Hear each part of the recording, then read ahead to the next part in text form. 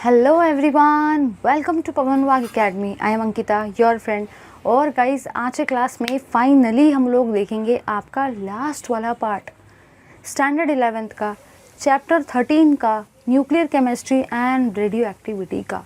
तो yes guys, finally I am very happy to declare कि ये है आपका last part of chapter 13 nuclear chemistry and radioactivity standard 11th।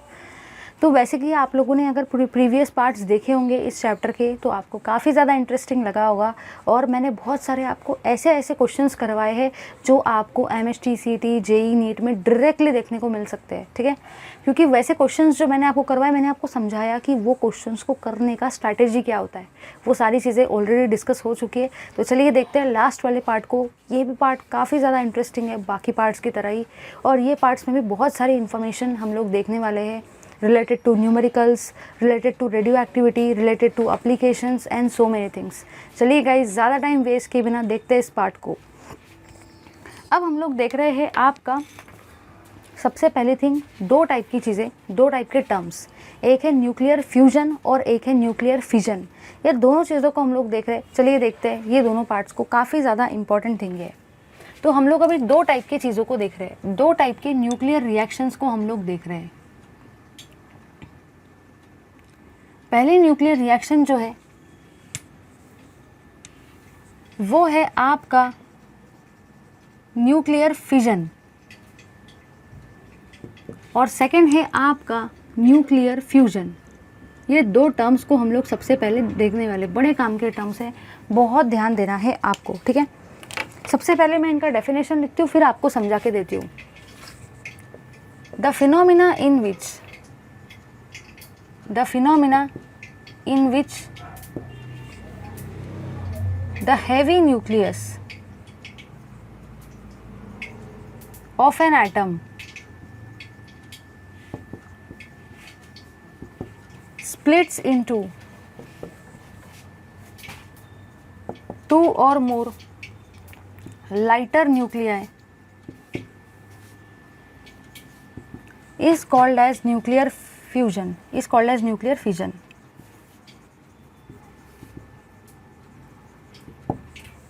इसका भी डेफिनेशन एक बार लिख देती हूँ, फिर मैं आपको समझा के देती हूँ। भाई टेंशन बिल्कुल मत लेना, सब चीज़ें एकदम बढ़िया तरीके से आपको मैं क्लियर कर दूँगी।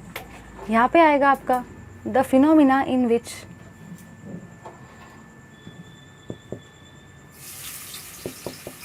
टू और मोर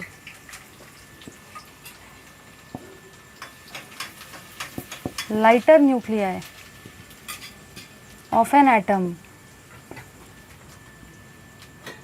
combines to give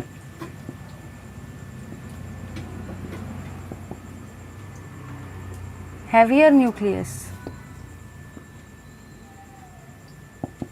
is called as nuclear fusion। चलिए भाई, अब समझते हैं। डेफिनेशन तो हम लोगों ने लिख दी है। अब जो बुक में आपको डेफिनेशन दी है ना, वो डेफिनेशन बड़ी घुमा फिरा के दे रखी है, उन्होंने सिस्टमैटिकली नहीं दी है।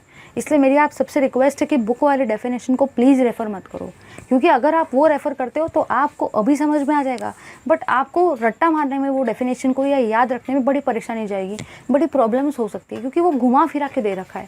और हमारा माइंड जो होता है वो सिंपल चीज़ों को ज़्यादा बेटर तरीके से याद रखता है as compare to complex things को। चलिए समझते हैं इसको कि यहाँ पे आपको न्यूक्लियर फिजन का मतलब क्या होता है। न्यूक्लियर फिजन का मतलब क्या होता है, ज़रा ध्यान देना भाई। एक बड़ा सा जो न्यूक्लियस है, उसको आप तोड़ेंगे, ठीक है भाई, टूटेगा। ये जो आपका बड़ा सा न्यूक्लियस है ये टूटेगा का मतलब ये होता है इसका फिजन होगा, और इससे बहुत सारे छोटे छोटे न्यूक्लियाई बनेंगे। 2 न्यूक्लियाई भी बन सकते हैं, 1 न्यूक्लियाई भी बन सकता है, 4 न्यूक्लियाई भी बन सकते हैं, 5 6 7 8 कितने भी न्यूक्लियाई बन सकते हैं। तो एक बड़े से न्यूक्लियस से, एक हैवी न्यूक्लियस से बहुत सारे छोटे छोटे 1 2 3 कितने भी बन सकते हैं, बहुत सारे छोटे छोटे लाइटर न्यूक्लियाई बन रहे हैं। ये भाई क्या है, ये है आपका हैवी न्यूक्लियस। हैवी न्यूक्लियस से आपके लाइटर न्यूक्लियाई बन रहे हैं।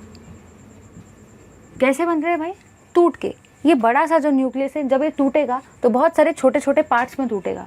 तो इस प्रोसेस को, इस टूटने वाली प्रोसेस को आप फिजन बोलते हो।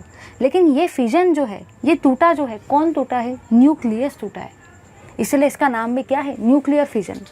याद रखना भाई, ज़्यादा टेंशन मत लो। न्यूक्लियर फिजन, न्यूक्लियर का मतलब समझ जाओ न्यूक्लियस है, और फिजन का मतलब ही क्या होता है? कट करना, तोड़ना। तो बड़ा सा जो न्यूक्लियस है, जब वो टूटेगा, जब उसका फिजन होगा, तो बहुत सारे छोटे छोटे लाइटर न्यूक्लियाई बनेंगे। ठीक है भाई, इसलिए नाम क्या है? Nuclear fission. न्यूक्लियस का फिजन, न्यूक्लियस का टूटना, छोटे छोटे न्यूक्लियाई में बड़े से न्यूक्लियस का टूटना, फिजन होना छोटे छोटे लाइटर न्यूक्लियाई में, इस चीज़ को आप लोग सारे के सारे क्या बोलते हो? Nuclear fission. समझ गए ना भाई? बस इतनी ही चीज़ आपको याद रखनी है। ठीक है, अब देखो इसका सबसे बेस्ट तरीका क्या है? इसका सबसे बेस्ट तरीका, आप लोग कोई भी चीज़ को ले सकते हो, कोई भी चीज़ ले लो भाई। अगर आपने घर में चलो अब हम लोग डिसाइड कर लेते हैं। सपोज़ आपने बहुत बड़ा सा वाटरमेलन लिया, तरबूज लिया भाई बहुत बड़ा सा। अब उस तरबूज को जब आप काटेंगे तो वो तरबूज के छोटे छोटे स्लाइस हो जाएंगे। देखा होगा ना, प्लेट में छोटे छोटे स्लाइस लेके खाते हैं क्या आप तरबूज को? जब आप खाते हो वाटरमेलन को, तो क्या ऐसे लेके खाते हो क्या भाई ये तरबूज है? ऐसे ऐसे खाते हो उसको? नहीं भाई, उसको आप लोग पहले कट करते हो ना अलग छोटे छोटे पीसेस में, और फिर खाते हो। तो वो भी आपका कौन सा प्रोसेस हुआ? फिजन ही तो हुआ। क्योंकि भाई आपने एक बड़े से तरबूज को, एक हैवी से न्यूक्लियस को काटा, छोटे छोटे पार्ट में काटा, और फिर उसको खाया। डायरेक्टली खा लेते क्या ऐसे खा के? नहीं भाई, वैसे थोड़ी कर सकते आप लोग। समझ गए? चलिए यहाँ पे आ जाएंगे। न्यूक्लियर फ्यूजन, जो फिजन है ना, उसका एग्जैक्टली अपोजिट है फ्यूजन। याद रखना है, ये फ्यूजन मतलब म्यूज़िक से रिलेटेड नहीं है भाई। कुछ लोग अपने म्यूज़िक वाले जो होंगे वो सोच रहे होंगे भाई फ्यूजन मतलब तो वो होता है। भाई वो फ्यूजन दिमाग में मत लाना, अभी केमिस्ट्री चल रही है, म्यूज़िक नहीं। तो आपको याद रखना है, जो फिजन होता है एग्जैक्टली उसका अपोजिट आपका फ्यूजन होता है। तो भाई फिजन में क्या होता है? फिजन में एक बड़ी सी चीज़ से बहुत सारी छोटी छोटी चीज़ें बनती है टूटने के बाद। अब फ्यूजन में देखो क्या होगा, छोटी सी चीज़ से, जो भी आपकी छोटी सी चीज़ है वो क्या होगी? वो जुड़ेगी।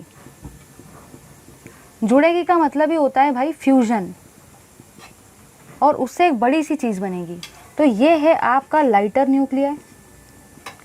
लाइटर न्यूक्लियाई जो है, जब वो जुड़ेगा एक दूसरे के साथ में, जब वो कंबाइन होगा, जब उसका फ्यूजन होगा, तो एक हैवी सा न्यूक्लियस बनेगा। तो इसी प्रोसेस को आप लोग सारे के सारे क्या बोलेंगे? Nuclear fusion. तो कितना आसान सा टर्म है, बड़ा आसान है भाई, बड़ा आसान है, बहुत ईजी है। लेकिन मैक्सिमम लोगों को इसको रट्टा मारना पड़ता है, क्योंकि वो लोग डायग्रामेटिकली इस चीज़ को नहीं समझते हैं। और मैंने स्पेशली आपको डायग्रामेटिकली इस चीज़ को समझा है, जो जनरली मिसिंग होता है हर जगह पर। तो आपको याद रखना है कि न्यूक्लियर फिजन है, नाम ही है भाई उसका फिजन। फिजन का मतलब टूटना। तो उसमें क्या होगा, एक बड़ा सा जो न्यूक्लियस है वो छोटे छोटे लाइटर न्यूक्लियाई में टूटेगा। हैवी न्यूक्लियस जो है वो छोटे छोटे लाइटर न्यूक्लियाई में उसका फिजन होगा, टूटेगा वो। तो उस चीज़ को आप लोग क्या बोलते हो? Nuclear fission. फिजन का एग्जैक्टली उल्टा फ्यूजन होता है। फिजन में वो टूटते हैं, और फ्यूजन में क्या होगा? फ्यूजन में छोटे छोटे लाइटर न्यूक्लियाई से, बिल्कुल इसका उल्टा कर देना, बिल्कुल इसका उल्टा। छोटे छोटे लाइटर न्यूक्लियाई जो है, छोटे छोटे पीसेस जो है, वो कंबाइन होंगे, वो जुड़ेंगे। इसी का मतलब उनका फ्यूजन होगा, और उससे एक बड़ा सा न्यूक्लियस तैयार होगा। इसी चीज़ को आप लोग क्या बोलते हो भाई? Heavy nucleus. समझ गए ना? चलिए इस पार्ट का फिलहाल आप इस डायग्राम का स्क्रीनशॉट लो, क्योंकि मैं यहाँ पे और सारा मटेरियल ऐड करने वाली हूँ। चलिए भाई आगे बढ़ते हैं हम लोग। जो भी आपकी फिजन प्रोसेस होती है, न्यूक्लियर फिजन, उसमें आप यहाँ पे ये ऑब्जर्व करते हो भाई, न्यूक्लियर फिजन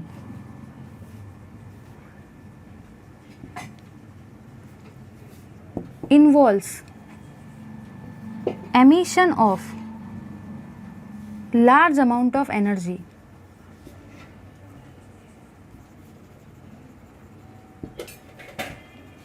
मतलब इसका ये कहना है भाई कि जो भी आपका न्यूक्लियर फिजन होगा उसमें बहुत ज़्यादा एनर्जी जो है वो रिलीज होगी, बहुत ज़्यादा एनर्जी जो है वो एमिट होंगी, बहुत ज़्यादा एनर्जी जो है वो बाहर जाएगी भाई, बहुत सारी एनर्जी निकलेगी, रिलीज होगी। ठीक है भाई, एमिशन के जगह पे आप रिलीज भी लिख सकते हो, कोई भी वर्ड यूज़ कर सकते हो, दोनों वर्ड एब्सोल्युटली ओके है। याद रखना है भाई कि जो भी आपकी न्यूक्लियर फिजन रिएक्शन है उसमें बहुत सारी एनर्जी जो है वो बाहर निकलती है, ठीक है, रिलीज होती है। अगर यहाँ पे न्यूक्लियर फिजन के केस में अगर एनर्जी रिलीज होती है भाई, इतनी चीज़ याद रखना, फिजन का उल्टा होता है फ्यूजन। फ्यूजन में एनर्जी रिलीज हो रही है, एनर्जी बाहर जा रही है, तो फ्यूजन में क्या होगा, एनर्जी अंदर आएगी, एनर्जी एब्जॉर्ब होगी, क्योंकि इसका एग्जैक्टली अपोजिट है। तो यहाँ पे मैं क्या लिखूँगी, न्यूक्लियर फ्यूजन। यहाँ पे मैं क्या लिखूँगी भाई, nuclear fusion involves absorption of large amount of energy.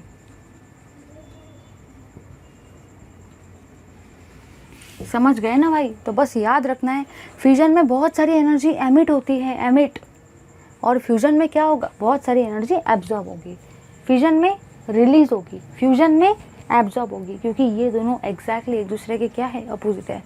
समझ गए ना भाई। चलिए अब देखते हैं हम लोग इससे रिलेटेड एग्जाम्पल्स को। चलिए भाई, ये जो है, ये मैंने आप लोगों के लिए कुछ एग्जाम्पल्स लिखे। ये जो एग्जाम्पल है ये है आपके न्यूक्लियर फ्यूजन रिएक्शन का, और ये वाला जो रिएक्शन है ये है आपका एग्जाम्पल न्यूक्लियर फ्यूजन रिएक्शंस का।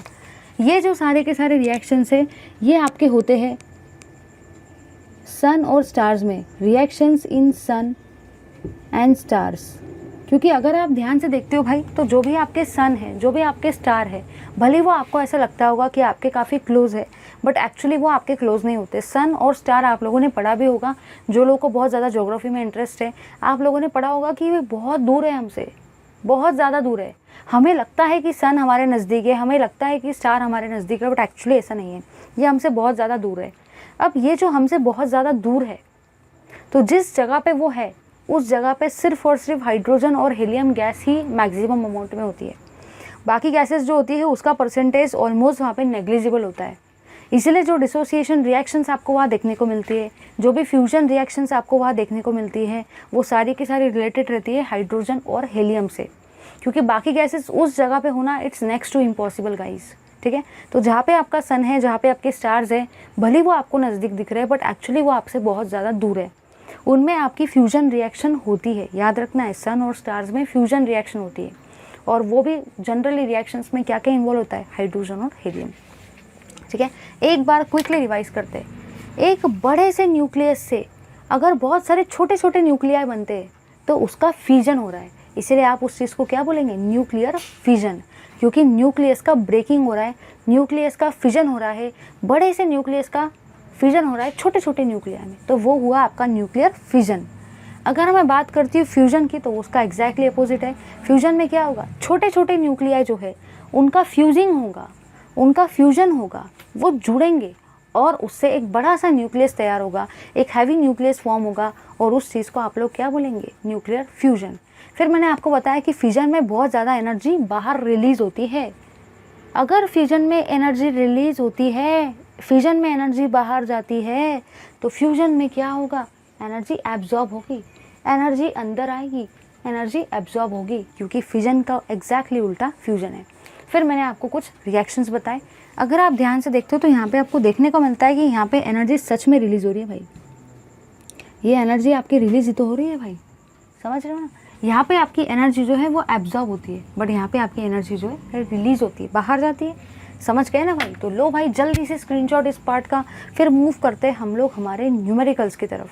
जल्दी से स्क्रीनशॉट ले लो इस चीज़ का। चलिए भाई, इसी के साथ साथ हमारा ये वाला कंसेप्ट तो ख़त्म होता है। अब हम लोग मूव कर रहे हैं आपके प्रॉब्लम नंबर 13.6, 13.7 और 13.8 की तरफ। ये तीनों प्रॉब्लम्स बड़े अच्छे प्रॉब्लम्स है, काफ़ी ज़्यादा इंटरेस्टिंग प्रॉब्लम्स है।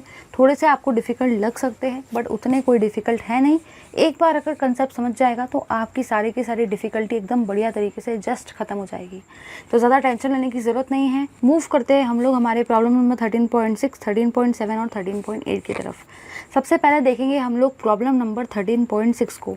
प्रॉब्लम नंबर 13.6 काफ़ी ज़्यादा इंपॉर्टेंट प्रॉब्लम है from entrance point of view, तो इसीलिए इसको करते वक्त ज़रा ध्यान देना, क्योंकि इस प्रॉब्लम को करते समय मैं आपको बताने वाली हूँ कौन सा लॉजिक हमको यूज़ करना है इस टाइप के प्रॉब्लम्स को टैकल करने के लिए, सॉल्व करने के लिए। चलिए देखते हैं इस पार्ट को।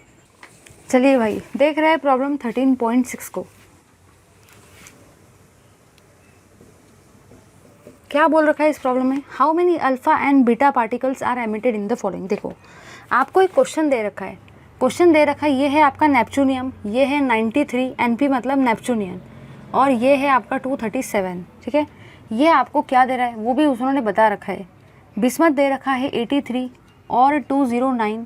ठीक है भाई, एक बार चेक कर लेना कभी भी जो आपने लिखा है वो करेक्ट है या नहीं है, अदरवाइज़ प्रॉब्लम हो सकता है। फिर यहाँ पे आएगा अल्फ़ा और यहाँ पे आएगा बीटा।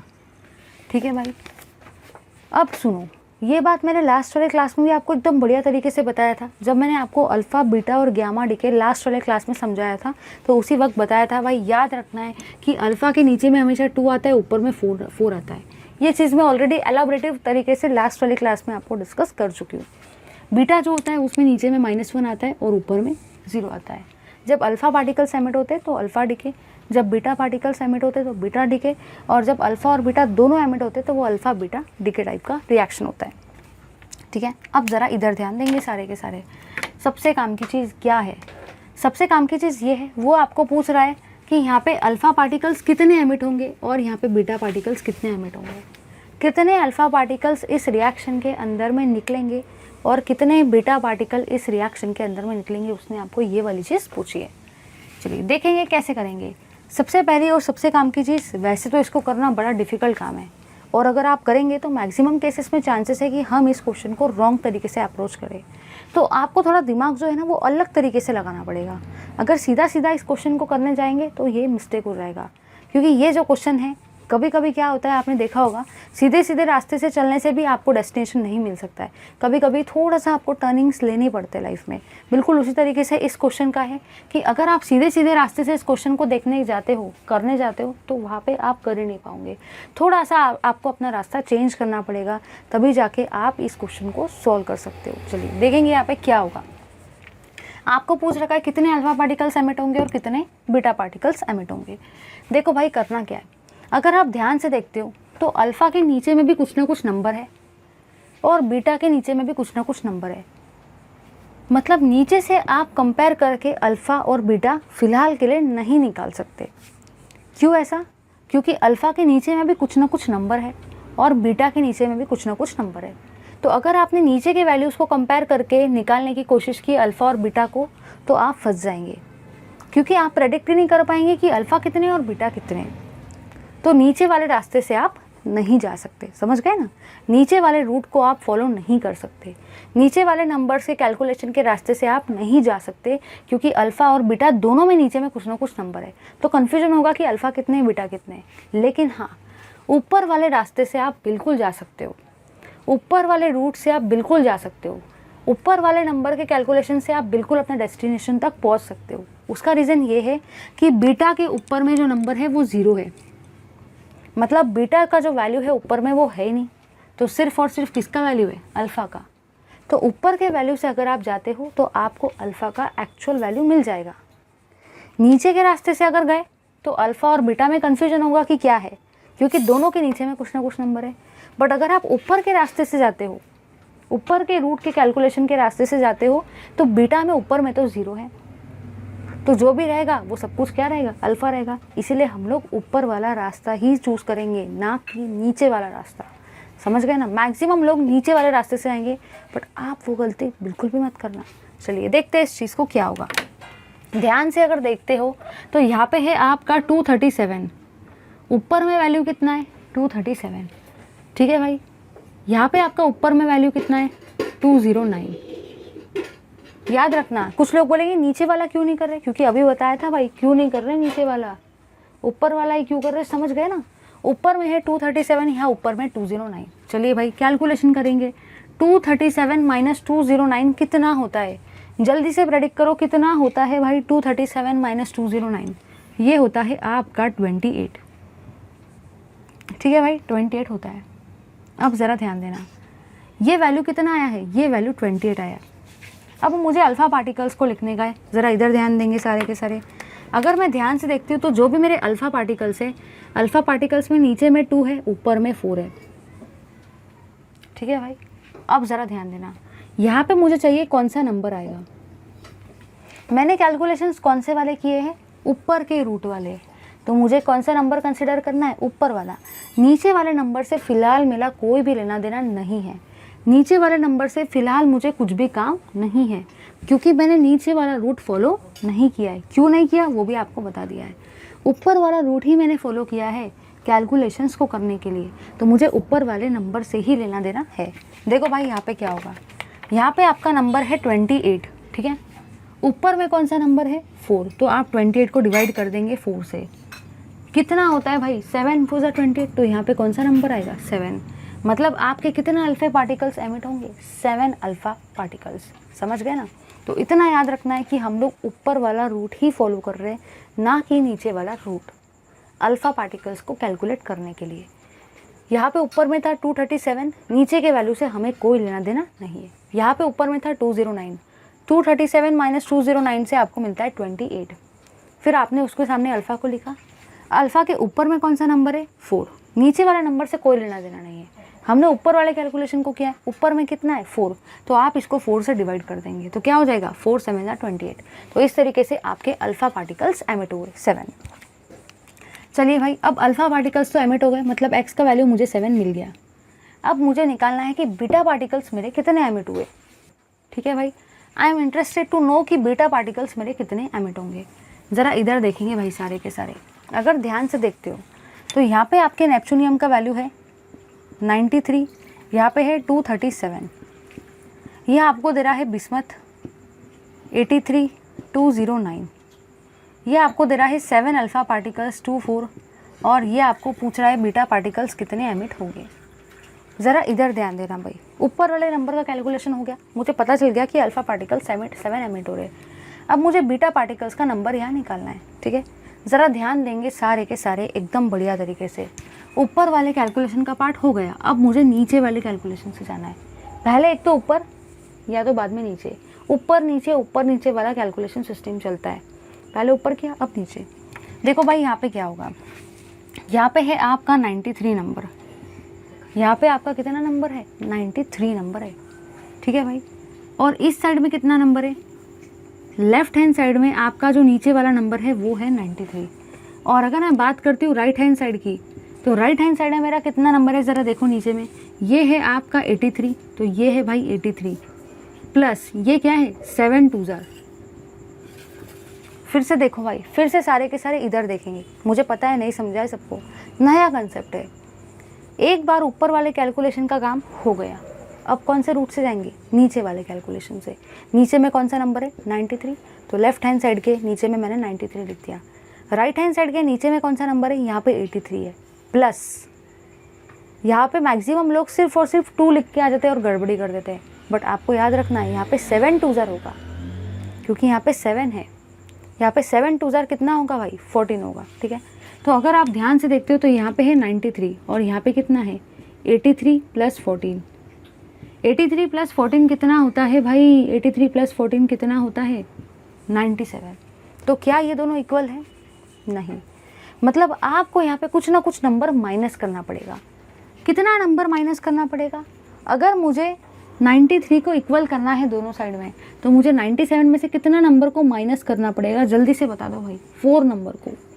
अगर मैं 97 में से 4 नंबर को सब्सट्रैक्ट करवा देती हूँ, माइनस करवा देती हूँ, तो मुझे इस साइड में भी 93 मिलेगा और इस साइड में भी 93 मिलेगा, जो कि मुझे चाहिए।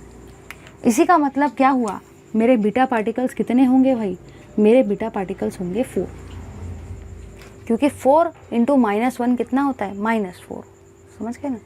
4 इंटू -1 कितना होता है -4। भारी था ना ये क्वेश्चन, सच में भारी था, लेकिन आप समझ में आया कैसे करना है। ये ट्रिक मैंने ये क्वेश्चन सॉल्व नहीं करवाया है, मैंने आपको ट्रिक समझाई है कैसी होती है। फिर से देखो एक बार, मैंने क्या किया, मैंने एक रिएक्शन दी थी आप लोगों को। मैंने आपको बताया एक तो ऊपर वाला रूट फॉलो करेंगे या तो नीचे वाला रूट, दोनों रूट आपको फॉलो करना है, लेकिन पहले कौन सा करना है वो आपको डिसाइड करना है। ठीक है, तो आपने यहाँ ये देखा कि अल्फ़ा पार्टिकल्स में ऊपर में एक नंबर है, बीटा में ऊपर में कुछ भी नंबर नहीं है, इसलिए हमने ऊपर वाला रूट ही फॉलो किया ताकि हमें एग्जैक्ट वैल्यू पता चले अल्फ़ा की। फिर मैंने ऊपर वाला वैल्यू यहाँ रखा, इसमें से माइनस किया इसका ऊपर वाला वैल्यू, नीचे वाले वैल्यू को मैंने कंसिडर नहीं किया क्योंकि मैं ऊपर वाले रूट का कैलकुलेशन करी थी। माइनस करने के बाद में 28 आया। अब मुझे अल्फ़ा पार्टिकल निकालने थे, मैंने इसके नीचे वाले नंबर को कंसिडर नहीं किया क्योंकि मैं ऊपर वाला कैलकुलेशन कर रही थी।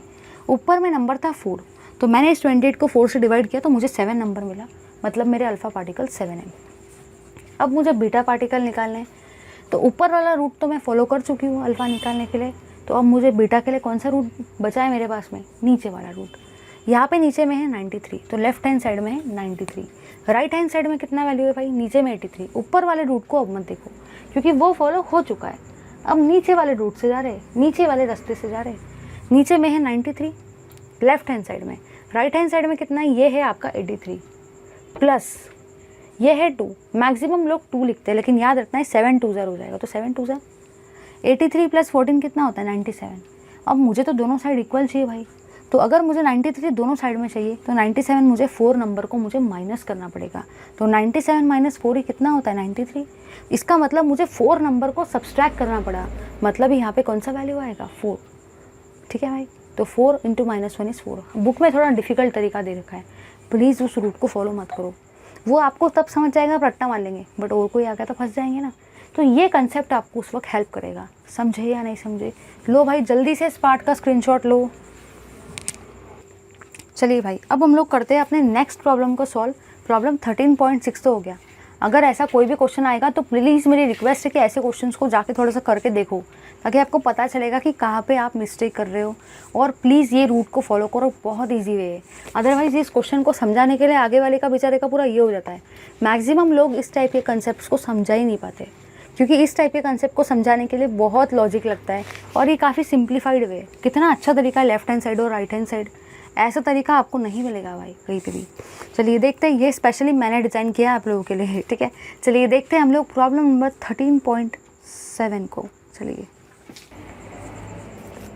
प्रॉब्लम 13.7।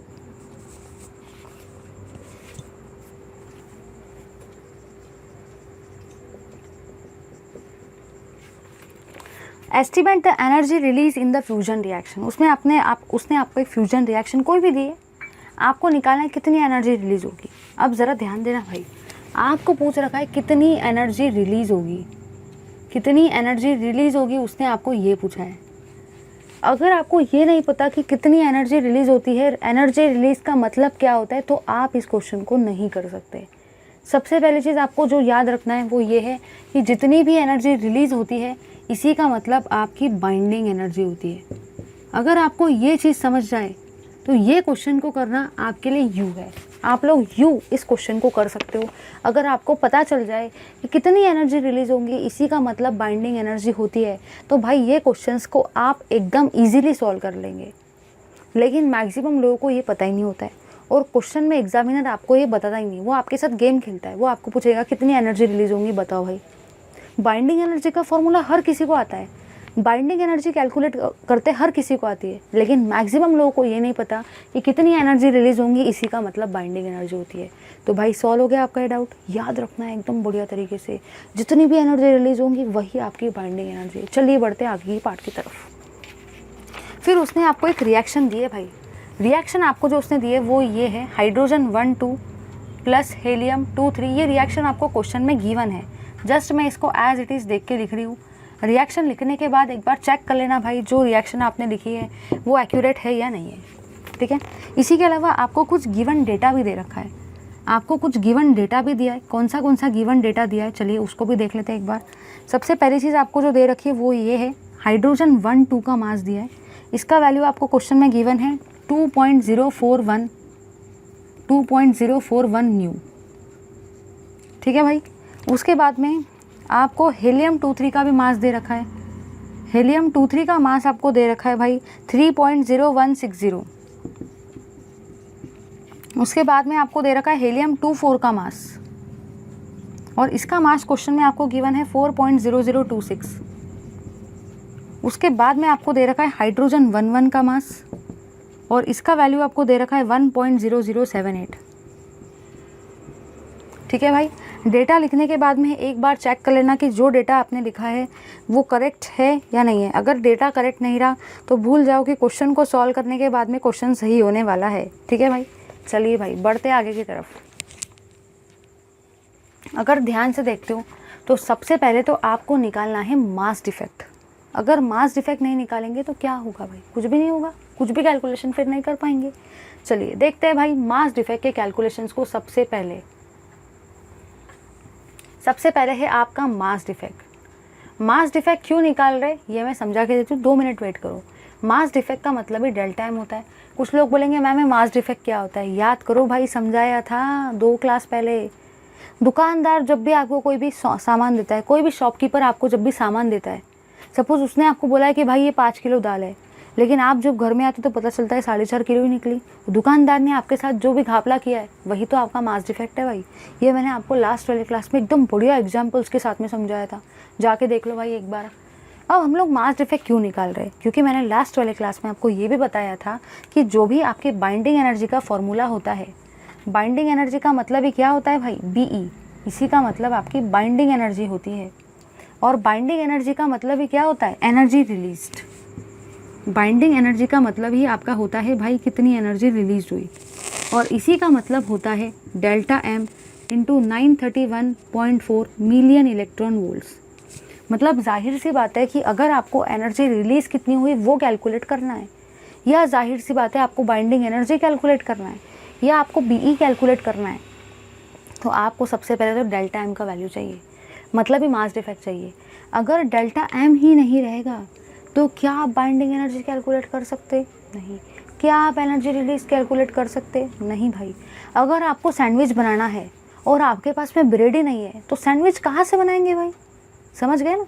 अगर आपको बाइंडिंग एनर्जी निकालना है और अगर डेल्टा एम ही नहीं है तो बाइंडिंग एनर्जी कहाँ से निकालेंगे? सैंडविच बनाना है, ब्रेड ही नहीं है, तो सबसे पहले तो ब्रेड लाना पड़ेगा ना, सबसे पहले तो डेल्टा एम कैलकुलेट करना पड़ेगा ना। समझ गए ना? तभी तो सैंडविच बनेंगी, तभी तो बाइंडिंग एनर्जी निकलेंगी, वही वाली चीज़ है भाई। अब देखो मास डिफेक्ट कैसे निकालेंगे। मास डिफेक्ट का यहाँ पे जो आप फॉर्मूला यूज़ करने वाले हो वो है mass of product, total mass of reactant, एक second, total mass of reactant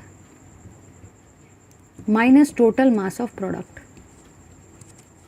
ये है भाई आपके मास डिफेक्ट निकालने का फॉर्मूला इस पर्टिकुलर केस के लिए, क्योंकि यहाँ पे उन्होंने आपको mass of neutron, mass of proton, atomic mass number, atomic number, ये वाली चीज़ें नहीं दी है। अगर दी होती थी तो हम लोग वो वाला फॉर्मूला यूज़ करते थे, समझ गए ना? Z into MH plus A minus Z into mass of neutron minus mass of जो भी आपका एटॉमिक मास है न्यूक्लियॉन्स का। लेकिन वो फॉर्मूला यहाँ क्यों नहीं यूज़ कर रहे? क्योंकि यहाँ पे आपको ना तो मास ऑफ न्यूट्रॉन दिया है, ना तो हाइड्रोजन दिया है, ना तो प्रोटॉन दिया है, ना तो न्यूक्लियॉन का मास दिया है। तो इसीलिए यहाँ पे आप कौन सा फॉर्मूला यूज़ करोगे? Total mass of reactant minus total mass of product. ठीक है, बुक में कोई फॉर्मूला उन्होंने स्पेसिफाई नहीं किया है, तो ध्यान देना है भाई ज़रा। अब total mass of reactant, reactant मतलब क्या होता है? जो भी चीज़ आपके एरो के लेफ्ट में आती है वो आपके रिएक्टेंट होते हैं, जो भी चीज़ एरो के राइट में आती है वो सारी की सारी आपकी प्रोडक्ट होती है। तो रिएक्टेंट क्या क्या है भाई? पहले हम लोग टोटल मास ऑफ रिएक्टेंट को ले लेते हैं, फिर हम लोग टोटल मास ऑफ प्रोडक्ट को ले लेंगे। तो रिएक्टेंट आपके कौन कौन है? रिएक्टेंट है आपका ये वाला, तो आप सबसे पहले लिखेंगे mass of hydrogen 1 2 plus total mass of reactant बोला है, ये भी आपका रिएक्टेंट ही है, मास ऑफ हेलियम 2 3। समझ गए ना भाई? क्योंकि मास ऑफ रिएक्टेंट बोला है, टोटल मास ऑफ रिएक्टेंट, ये दोनों एरो के लेफ्ट में आते तो ये दोनों रिएक्टेंट है, तो इनके मास को ऐड कर देंगे, माइनस, तो माइनस, फिर क्या है भाई? टोटल मास ऑफ प्रोडक्ट, मतलब आप यहाँ पे क्या लेंगे? प्रोडक्ट को लेंगे। प्रोडक्ट मतलब वो चीज़ जो एरो के राइट में आता है, तो आप यहाँ पे लिखेंगे mass of helium 2 4 plus mass of hydrogen 1 1। इस तरीके से आप करेंगे। ठीक है भाई, चलिए आगे बढ़ेंगे। अगर आगे बढ़ते हैं तो आगे बढ़ने के बाद में आपने यहाँ पे जो देखा वो ये है कि जो भी आपका मास ऑफ है हाइड्रोजन 1 2, ज़रा ध्यान देना भाई, हाइड्रोजन 1 2 का मास कितना है? 2.041। लिखते वक्त ज़रा ध्यान देना है, मैक्सिमम लोग ये 1 1 का मास लिख देते हैं, चेक करना है यहाँ पे 1 2 है हाइड्रोजन के साथ में, तो 1 2 वाला ही देखना है। 2.041 plus mass of helium 2 3, helium 2 3 का है भाई, ये भी हेलियम है, ये भी हेलियम है, ध्यान देना है, ये 2 3 है तो अपन को 2 3 वाला ही देखना है। 2 3 वाले का कितना मास है? 3.0160, बीच में है माइनस साइन। फिर है आपका मास ऑफ हेलियम, हेलियम में यहाँ पे 2 है, ऊपर में 4 है, ध्यान देना है, 2 4 वाला हेलियम है। 2 4 वाला हेलियम का मास कितना है? 4.0026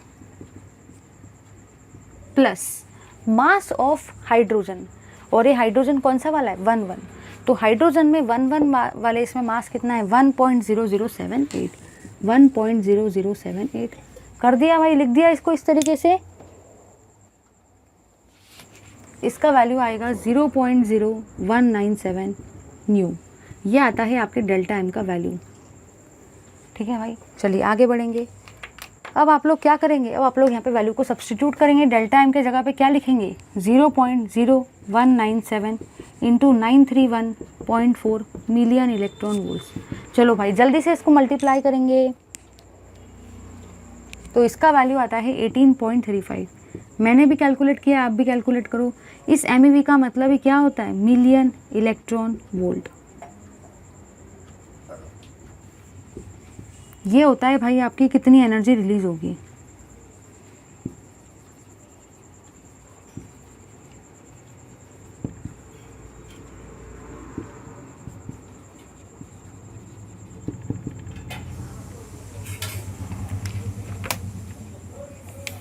ठीक है भाई, तो यहाँ पे एक बार क्विकली देख लो क्या क्या किया है।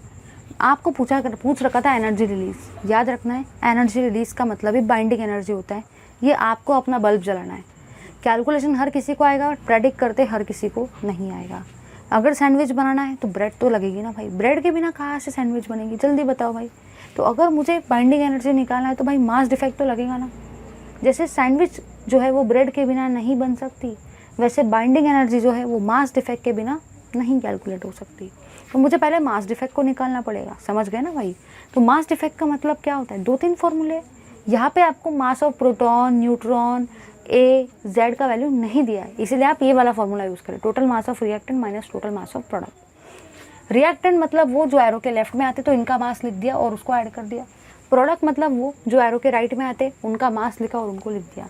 लिखते वक्त ज़रा ध्यान देना, अगर हेलियम लिख रहे 2-3 है या 2-4 है, अगर वो गलती हो गई तो भूल जाओ भाई कि आंसर सही आएगा। हाइड्रोजन को लिखते वक्त याद रखना है 1-2 का लिख रहे हैं या 2-1 का लिख रहे हैं। मास डिफेक्ट निकल गया, उसको 931.4 मिलियन इलेक्ट्रॉन वोल्ट से मल्टीप्लाई करते हैं, मतलब ही MEV। और आप मल्टीप्लाई करने के बाद में देखते हो कि इसका वैल्यू कितना आता है, 18.35 मिलियन इलेक्ट्रॉन वोल्ट। लो भाई जल्दी से इस पार्ट का स्क्रीनशॉट। चलिए भाई अब हम लोग मूव करते हैं अपने प्रॉब्लम नंबर 13.8 की तरफ। प्रॉब्लम नंबर 13.7 को तो हम लोगों ने देख लिया है, अब देखने वाले हैं प्रॉब्लम नंबर 13.8 को। चलिए भाई देखते हैं फटाफट से। चलिए भाई, तो है ये आपका प्रॉब्लम 13.8। अगर बात करते हैं प्रॉब्लम 13.8 की, तो यहाँ पे क्वेश्चन में क्या दे रखा है, सबसे पहले उसको लिखते हैं, गिवन डेटा। भाई गिवन डेटा क्या आपको दे रखा है उसको हम लोग देख रहे हैं। गिवन डेटा में आपको दे रखा है हाफ लाइफ ऑफ पोलोनियम 209। ये है आपका पोलोनियम और ये है 209। इसका जो भी हाफ लाइफ है, हाफ लाइफ का मतलब ही होता है T हाफ, ठीक है। उसका वैल्यू आपको दे रखा है 102 ईयर्स, ठीक है भाई। आगे बढ़ेंगे हम लोग। How many alpha particles are emitted, वो आपको पूछ रहा है how many alpha particles are emitted, कितने अल्फा पार्टिकल्स एमिट होंगे, उसने आपको ये पूछा है। कितने अल्फा पार्टिकल्स एमिट होंगे इन 1 सेकेंड। टाइम का वैल्यू आपको दे रखा है भाई 1 सेकेंड। इसी के अलावा आपको पूछ रखा है 2 mg of sample of polonium, मतलब जो आपको मास दिया है is equals to 2 mg of sample of polonium. समझ गए ना भाई। चलिए बढ़ते आगे की तरफ। अगर मैं बात करती हूँ आगे के पार्ट की, तो सबसे पहली और सबसे काम की चीज़ जो यहाँ पे है वो ये है कि अगर आपको कभी भी निकालना है number of particles emitted, number of alpha particles emitted, कितने अल्फ़ा पार्टिकल्स एमिट होंगे, अगर आपको ये चीज़ निकालनी है तो इसी का मतलब क्या होता है भाई, आपको याद रखना है। इसी का मतलब होता है minus delta N upon delta T. कभी भी अगर आपको नंबर ऑफ अल्फ़ा पार्टिकल्स कितने एमिट हुए हैं वो निकालना है तो उसी का मतलब क्या होता है, minus delta N upon delta T. But ये चीज़ हम कैलकुलेट नहीं कर सकते अपने लेवल पे, क्योंकि ये तो भाई डेरिवेटिव है। फिर दिमाग में क्वेश्चन आता है क्या मैम एक ही फॉर्मूला है number of alpha particles emit होने के लिए, निकालने के लिए? नहीं भाई, एक और फॉर्मूला है। अल्टरनेटिव फार्मूला जो आपका है वो है लैम्डा इंटू एन। मतलब एक तो आप ये फॉर्मूला यूज़ करो नंबर ऑफ अल्फ़ा पार्टिकल्स कितने एमिट हुए उसको कैलकुलेट करने के लिए, या तो आप लैम्डा इंटू एन वाला ये फॉर्मूला यूज़ करो। अब दिमाग में क्वेश्चन आता है कि यूज़ हम कौन सा करें। ये फॉर्मूला आप यूज़ नहीं कर सकते क्योंकि ये तो डेरिवेटिव वाला फॉर्मूला है भाई, डेरिवेटिव थोड़ी आप निकालोगे कैलकुलेशन करके। लेकिन हाँ, ये वाली चीज़ आप निकाल सकते हो। इसका वैल्यू है लैम्डा इंटू एन, इसको आप मल्टीप्लाई कर सकते हो। इसका आप वैल्यू कैलकुलेट कर सकते हो, जिससे आपको नंबर ऑफ कितने अल्फ़ा पार्टिकल्स एमिट हुए वो निकल जाएंगे। लेकिन भाई अगर आप ध्यान से देखते हो तो ना तो आपको लैम्डा का वैल्यू क्वेश्चन में गिवन है, ना तो आपको एन का वैल्यू दिया है। ये फॉर्मूला आप यूज़ नहीं कर सकते, ये आप यूज़ कर सकते हो लैम्डा इंटू एन, बट ना तो क्वेश्चन के अंदर में लैम्डा का वैल्यू दिया है, मतलब ना ही तो क्वेश्चन के अंदर में डीके कांस्टेंट का वैल्यू दिया है, और ना ही क्वेश्चन के अंदर में एन का वैल्यू दिया है। मतलब सबसे पहले तो आपको ये वाली सारी चीज़ें कैलकुलेट करनी पड़ेगी, उसी के बाद में आप इन दोनों को मल्टीप्लाई करेंगे। ठीक है भाई, हम लोग थोड़ा स्टेप बाय स्टेप जाएंगे क्योंकि ये क्वेश्चन थोड़ा सा लॉजिकल टाइप का क्वेश्चन है। अगर मैं बात करती हूँ सबसे पहले लैम्डा की, सबसे पहले मुझे लैम्डा को कैलकुलेट करना है। याद करो भाई, लास्ट वाले क्लास में बताया था, कभी भी अगर क्वेश्चन में टी हाफ दिया जाए, कभी भी अगर क्वेश्चन में टी हाफ दिया जाए तो टी हाफ से आपको सबसे पहले लैम्डा को कैलकुलेट करना है, क्योंकि मैंने बताया था लैम्डा और टी हाफ दोनों के दोनों बहुत ज़्यादा बेस्ट फ्रेंड है। याद करो लास्ट वाली क्लास को। लैम्डा बोलता है मैं टी हाफ के बिना नहीं रह सकता, टी हाफ बोलता है मैं लैम्डा के बिना नहीं रह सकता, टी हाफ और लैम्डा बोलते हैं हम दोनों जिएंगे भी साथ साथ, और क्वेश्चन में साथ साथ ही कैलकुलेट होंगे। हम दोनों जिएंगे भी साथ साथ, टी हाफ और लैम्डा एक दूसरे को बोलते हैं हम दोनों जिएंगे भी साथ साथ, और साथ साथ ही क्वेश्चन के अंदर में कैलकुलेट होने वाले हैं। समझ गए ना भाई? तो यहाँ पे आपको टी हाफ दिया है तो आप टी हाफ से लैम्डा को बढ़िया तरीके से निकाल सकते हैं। लैम्डा का फॉर्मूला होता है 0.693 अपॉन टी हाफ। याद है ना भाई, लास्ट वाले क्लास में एकदम बढ़िया तरीके से बताया था, लास्ट टू लास्ट क्लास में बताया था कि लैम्डा और टी हाफ जो है वो एक दूसरे के बिना नहीं रह सकते, जिएंगे भी साथ साथ, और साथ साथ ही क्वेश्चन में कैलकुलेट होंगे। चलिए भाई बढ़ते आगे की तरफ। अगर मैं बात करती हूँ इसकी, तो आगे आप कैसे निकालेंगे 0.693। टी हाफ का आपको वैल्यू कितना दिया है 102 ईयर्स। अब ज़रा ध्यान दो भाई, टी हाफ का वैल्यू आपको 102 ईयर्स दिया है, तो अगर इस 102 ईयर्स को मुझे सेकंड में कन्वर्ट करना है तो मैं कैसे कन्वर्ट करूँगी, ज़रा इधर देखना। इस 102 का मतलब होता है, अब दिमाग में क्वेश्चन आएगा मैम इस ईयर्स को आप क्यों कन्वर्ट कर रहे हैं, इसको ईयर ही रहने दो ना, कैलकुलेशन कर लेते ईयर में। सुनो भाई, आपको उसने 1 सेकेंड में पूछा है। मैक्सिमम लोग यहाँ 102 ईयर्स लिख के कैलकुलेशन कर लेते हैं, उनको लगता है उनका आंसर करेक्ट है, बट बिल्कुल भी करेक्ट नहीं होता, क्योंकि आपको कितने अल्फ़ा पार्टिकल्स एमिट होंगे 1 सेकेंड में पूछ रखा है, और यहाँ पे आपको टाइम ही दिया है ईयर्स में। तो अगर 1 यूनिट ईयर में है, 1 यूनिट सेकंड में है, तो क्या आप कैलकुलेशन कर सकते हो? नहीं। क्या कैलकुलेशन का आंसर करेक्ट आएगा? नहीं। समझ गए ना भाई, कितने भी मेहनत कर लो, ये पॉइंट बड़ा काम का पॉइंट है। 1 सेकंड में पूछा है तो इस ईयर को भी सबसे पहले आपको सेकंड में कन्वर्ट करना पड़ेगा, अदरवाइज आप इस क्वेश्चन को कर ही नहीं पाएंगे भाई। चलिए इधर आ जाओ, इधर देखेंगे भाई, सारे के सारे इधर देखेंगे। सबसे पहले तो 102 ईयर है, ठीक है भाई। एक साल के अंदर में कितने दिन होते हैं? सबसे पहले आपको ईयर को कन्वर्ट करना है डेज़ में, डेज़ को कन्वर्ट करना है आवर में, आवर को कन्वर्ट करना है मिनट में, और मिनट को कन्वर्ट करना है सेकंड में। ये वाली सीरीज़ आपको फॉलो करनी है भाई। सुनो ज़रा, इधर देखेंगे सारे के सारे, ये है आपका 102 ईयर। ईयर को सबसे पहले आप काय में कन्वर्ट करेंगे? डेज़ में। एक साल में कितने दिन होते हैं भाई? 365 डेज़। तो आप यहाँ पे लिखेंगे 365 डेज़। समझ गए ना? ईयर को डेज़ में, डेज़ को आवर में, आवर को मिनट में, मिनट को सेकंड में। समझ गए ना भाई? तो सबसे पहले एक साल के अंदर में कितने दिन होते हैं? 365 डेज़। तो मैंने इस तरीके से ईयर को डेज़ में कन्वर्ट कर दिया, ये हो गया भाई। अब डेज़ को काय में कन्वर्ट करना है? आवर में। एक दिन में कितने घंटे होते हैं भाई? कितने घंटे होते हैं एक दिन में? टोटल घंटे। ऐसा मत बोलना कि हम तो 12 घंटे सोते और 12 घंटे काम करते, तो 12 घंटे का ही दिन होता है, ऐसा मत बोलना भाई, ऐसा बिल्कुल मत बोलना। टोटल एक दिन में कितने घंटे होते हैं भाई? सबको पता है, छोटे से छोटे बच्चों को पता होता है 24 आवर्स। तो यहाँ पे आप क्या लिखेंगे? 24 आवर्स। समझे या नहीं समझे? ईयर को सबसे पहले डेज़ में कन्वर्ट किया 365 से मल्टीप्लाई करके, फिर डेज़ को आवर में कन्वर्ट किया। अब एक घंटे में, एक आवर में कितने मिनट होते हैं? एक घंटा मतलब कितने मिनट होते हैं भाई? 60 मिनट्स। तो आपने अब आवर को काय में कन्वर्ट किया? मिनट में। 60 मिनट से मल्टीप्लाई करके। एक मिनट में कितने सेकंड होते हैं भाई? 60 सेकंड। तो आप इसको काय से मल्टीप्लाई करेंगे? 60 सेकंड से। ज़रा ध्यान दो, सबसे पहले आपने ईयर का वैल्यू लिखा, ईयर को फिर आपने कन्वर्ट किया डेज़ में, तो 365 से मल्टीप्लाई किया तो वो डेज़ में कन्वर्ट हो गया। फिर डेज़ को आपने कन्वर्ट किया घंटे में, मतलब आवर्स में, तो एक दिन में 24 आवर्स होते तो मैंने 24 आवर्स से मल्टीप्लाई किया।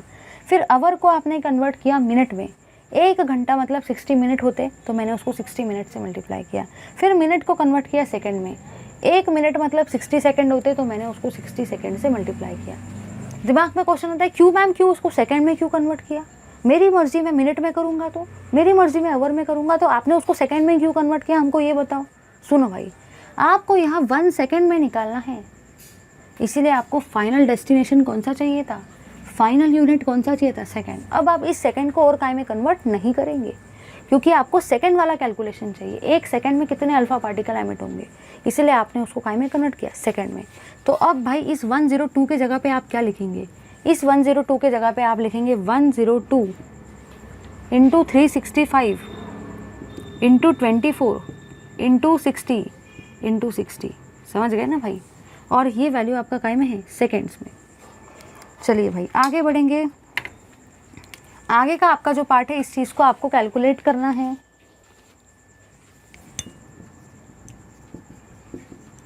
ये वैल्यू आपका आया है लैम्बडा का। अब दिमाग में क्वेश्चन आता है, ये आप कैलकुलेट करो, आपको भी मिलेगा आंसर। इसका यूनिट क्या रहेगा? सुनो भाई, ये नीचे में कौन सा यूनिट है, सेकंड। जब ये सेकंड ऊपर जाएगा, नीचे में कौन सा यूनिट है, सेकंड। रट्टा मत मारो कि सेकंड इन्वर्स ही आता है, फिर कहीं पे आपको मिनट इन्वर्स देखेगा तो आप शॉक हो जाएंगे। नीचे में कौन सा यूनिट है, सेकंड। जब सेकंड नीचे वाला ऊपर जाएगा, जब नीचे वाला सेकंड ऊपर जाएगा तो क्या बन जाएगा, सेकंड इन्वर्स। क्या बन जाएगा, सेकंड इन्वर्स। चलो भाई चलो, अल्फ़ा पार्टिकल निकालने के लिए लैम्बडा तो मैंने निकाल लिया, डी के कांस्टेंट तो मैंने निकाल लिया। अब मुझे क्या चाहिए, एन, क्योंकि लैम्बडा और एन से ही मेरा नंबर ऑफ अल्फ़ा पार्टिकल निकलते हैं। लैम्बडा मुझे मिल गया, अगर एन नहीं पता रहेगा तो क्या मैं निकाल पाऊँगी? बिल्कुल नहीं भाई। और बुक में तो बढ़िया तरीके से दिया ही नहीं है, पता नहीं बेचारों ने क्या देखे रखा है, कुछ भी नहीं समझेगा। देखो वहाँ से कुछ भी नहीं समझेगा आपको, स्पेसिफिक जस्ट डायरेक्ट करके रख दिया उन्होंने। अब देखो भाई, इधर जो भी आपका एन होता है, एन का मतलब होता है नंबर ऑफ पार्टिकल्स, और नंबर ऑफ पार्टिकल्स का मतलब ही होता है number of moles into 6.022 into 10 की पावर प्लस 23। अब भाई ये 6.022 इंटू 10 की पावर प्लस 23 क्या है, Avogadro number. Number of moles का मतलब ही होता है mass upon molecular mass into 6.022 into 10 की पावर प्लस 23। ठीक है भाई, तो नंबर ऑफ पार्टिकल्स का मतलब होता है number of moles into Avogadro number. Number of moles का मतलब ही होता है mass upon molecular mass into Avogadro number. अब चलिए भाई आगे बढ़ेंगे, ज़रा इधर ध्यान देंगे भाई सारे के सारे। आपको मास कितना दे रखा है, मास दिया है 2 mg। मास कितना दे रखा है, 2 mg, तो मैंने यहाँ पे 2 mg लिखा। मॉलिक्यूलर मास कितना दिया है, मॉलिक्यूलर मास दिया है भाई आपको 209। दिमाग में क्वेश्चन आएगा मॉलिक्यूलर मास का दिया है। अरे भाई याद रखना है, जो भी आपका एटॉमिक मास नंबर होता है, जो भी आपका एटॉमिक मास नंबर होता है वही आपका मोलर मास होता है, या वही आपका एटॉमिक मास होता है। समझ गए ना भाई? याद रखना है, मोलर मास का मतलब ही आपके ए का वैल्यू है। ठीक है, ये है 209, तो मास है 2 मिलीग्राम मतलब 2 mg, और मॉलिक्यूलर मास कितना है 209, और यहाँ पे वैल्यू एज इट इज़ रहेगा। सुनो भाई, ये जो 2 मिलीग्राम है, इसी 2 मिलीग्राम का मतलब देखो कैसे होता है। इसी 2 मिलीग्राम का मतलब होता है 2 इंटू 10 की पावर -3 ग्राम्स। अब बुक में उन्होंने थोड़ा सा गड़बड़ी किया है कैलकुलेशन में। उन्होंने क्या कर दिया, उन्होंने यहाँ 10 की पावर -3 के जगह पे -9 कर दिया, बट वो गलत है भाई। वहाँ पे आप लोग उसको करेक्ट करो। मिलीग्राम को जब ग्राम में कन्वर्ट करते तो 10 की पावर -9 से थोड़ी मल्टीप्लाई करते। मिलीग्राम को जब ग्राम में कन्वर्ट करते हैं तो 10 की पावर -3 से मल्टीप्लाई करते हैं, ना कि -9 से। समझ गए ना भाई? तो वहाँ वो गड़बड़ी हुआ है।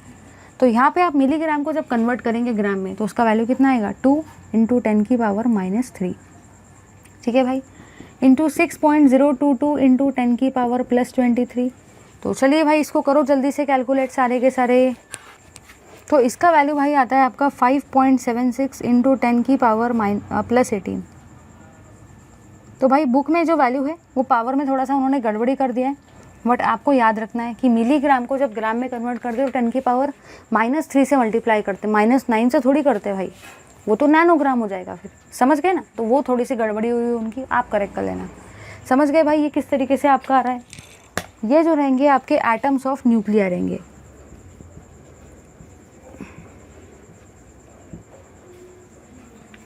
ठीक है भाई, चलिए आगे बढ़ेंगे। अब आपका प्रॉब्लम सॉल्व हो गया भाई, कॉन्ग्रेचुलेशंस, प्रॉब्लम सॉल्व हो गया। क्यों? क्योंकि आपको नंबर ऑफ अल्फा पार्टिकल्स निकालने थे, उसके लिए लैम्बडा चाहिए था, एन चाहिए था। भाई लैम्बडा तो आपने पहले ही कैलकुलेट कर लिया और एन भी आपने कैलकुलेट कर लिया।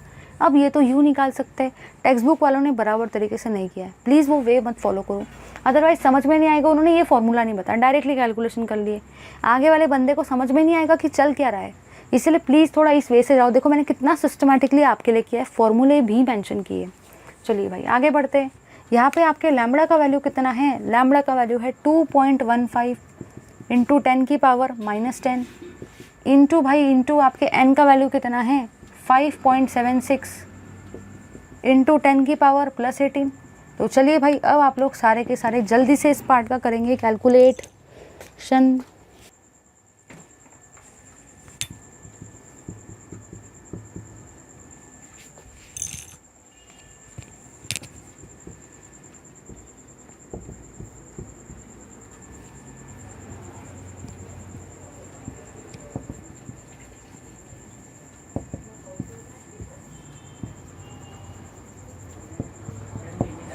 तो ठीक है भाई, क्लियर हो गया आपका कि आपके इतने पार्टिकल्स पर सेकंड जो है वो एमिट होते हैं। कैलकुलेशन करो, आपको भी बिल्कुल यही आंसर मिलेगा। और ध्यान से ज़रा कैलकुलेट करना, बुक में जैसा कंबाइन नहीं दे रखा है बिल्कुल वैसा मत जाओ ना, तो समझ में नहीं आएगा। पहले आप लैम्बडा को कैलकुलेट करो, फिर आप एन को कैलकुलेट करो, फिर इन दोनों को मल्टीप्लाई करो और निकाल लेंगे number of alpha particles emitted. तो लो भाई जल्दी से इस पार्ट का सारे के सारे स्टूडेंट स्क्रीनशॉट। चलिए भाई अब हम लोगों ने रेडियो आइसोटोप्स पढ़ लिया, रेडियो आइसोटोप से रिलेटेड न्यूमेरिकल भी पढ़ लिए।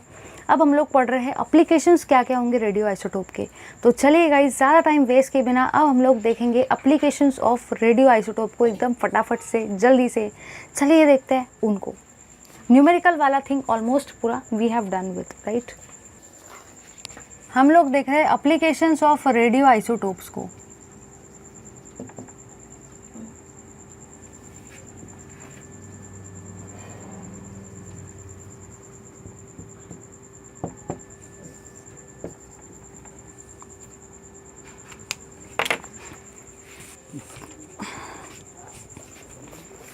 चलिए भाई सब सारे के सारे निकालेंगे पेज नंबर 199 का एप्लीकेशंस ऑफ रेडियो आइसोटोप को। चलिए देखते हैं।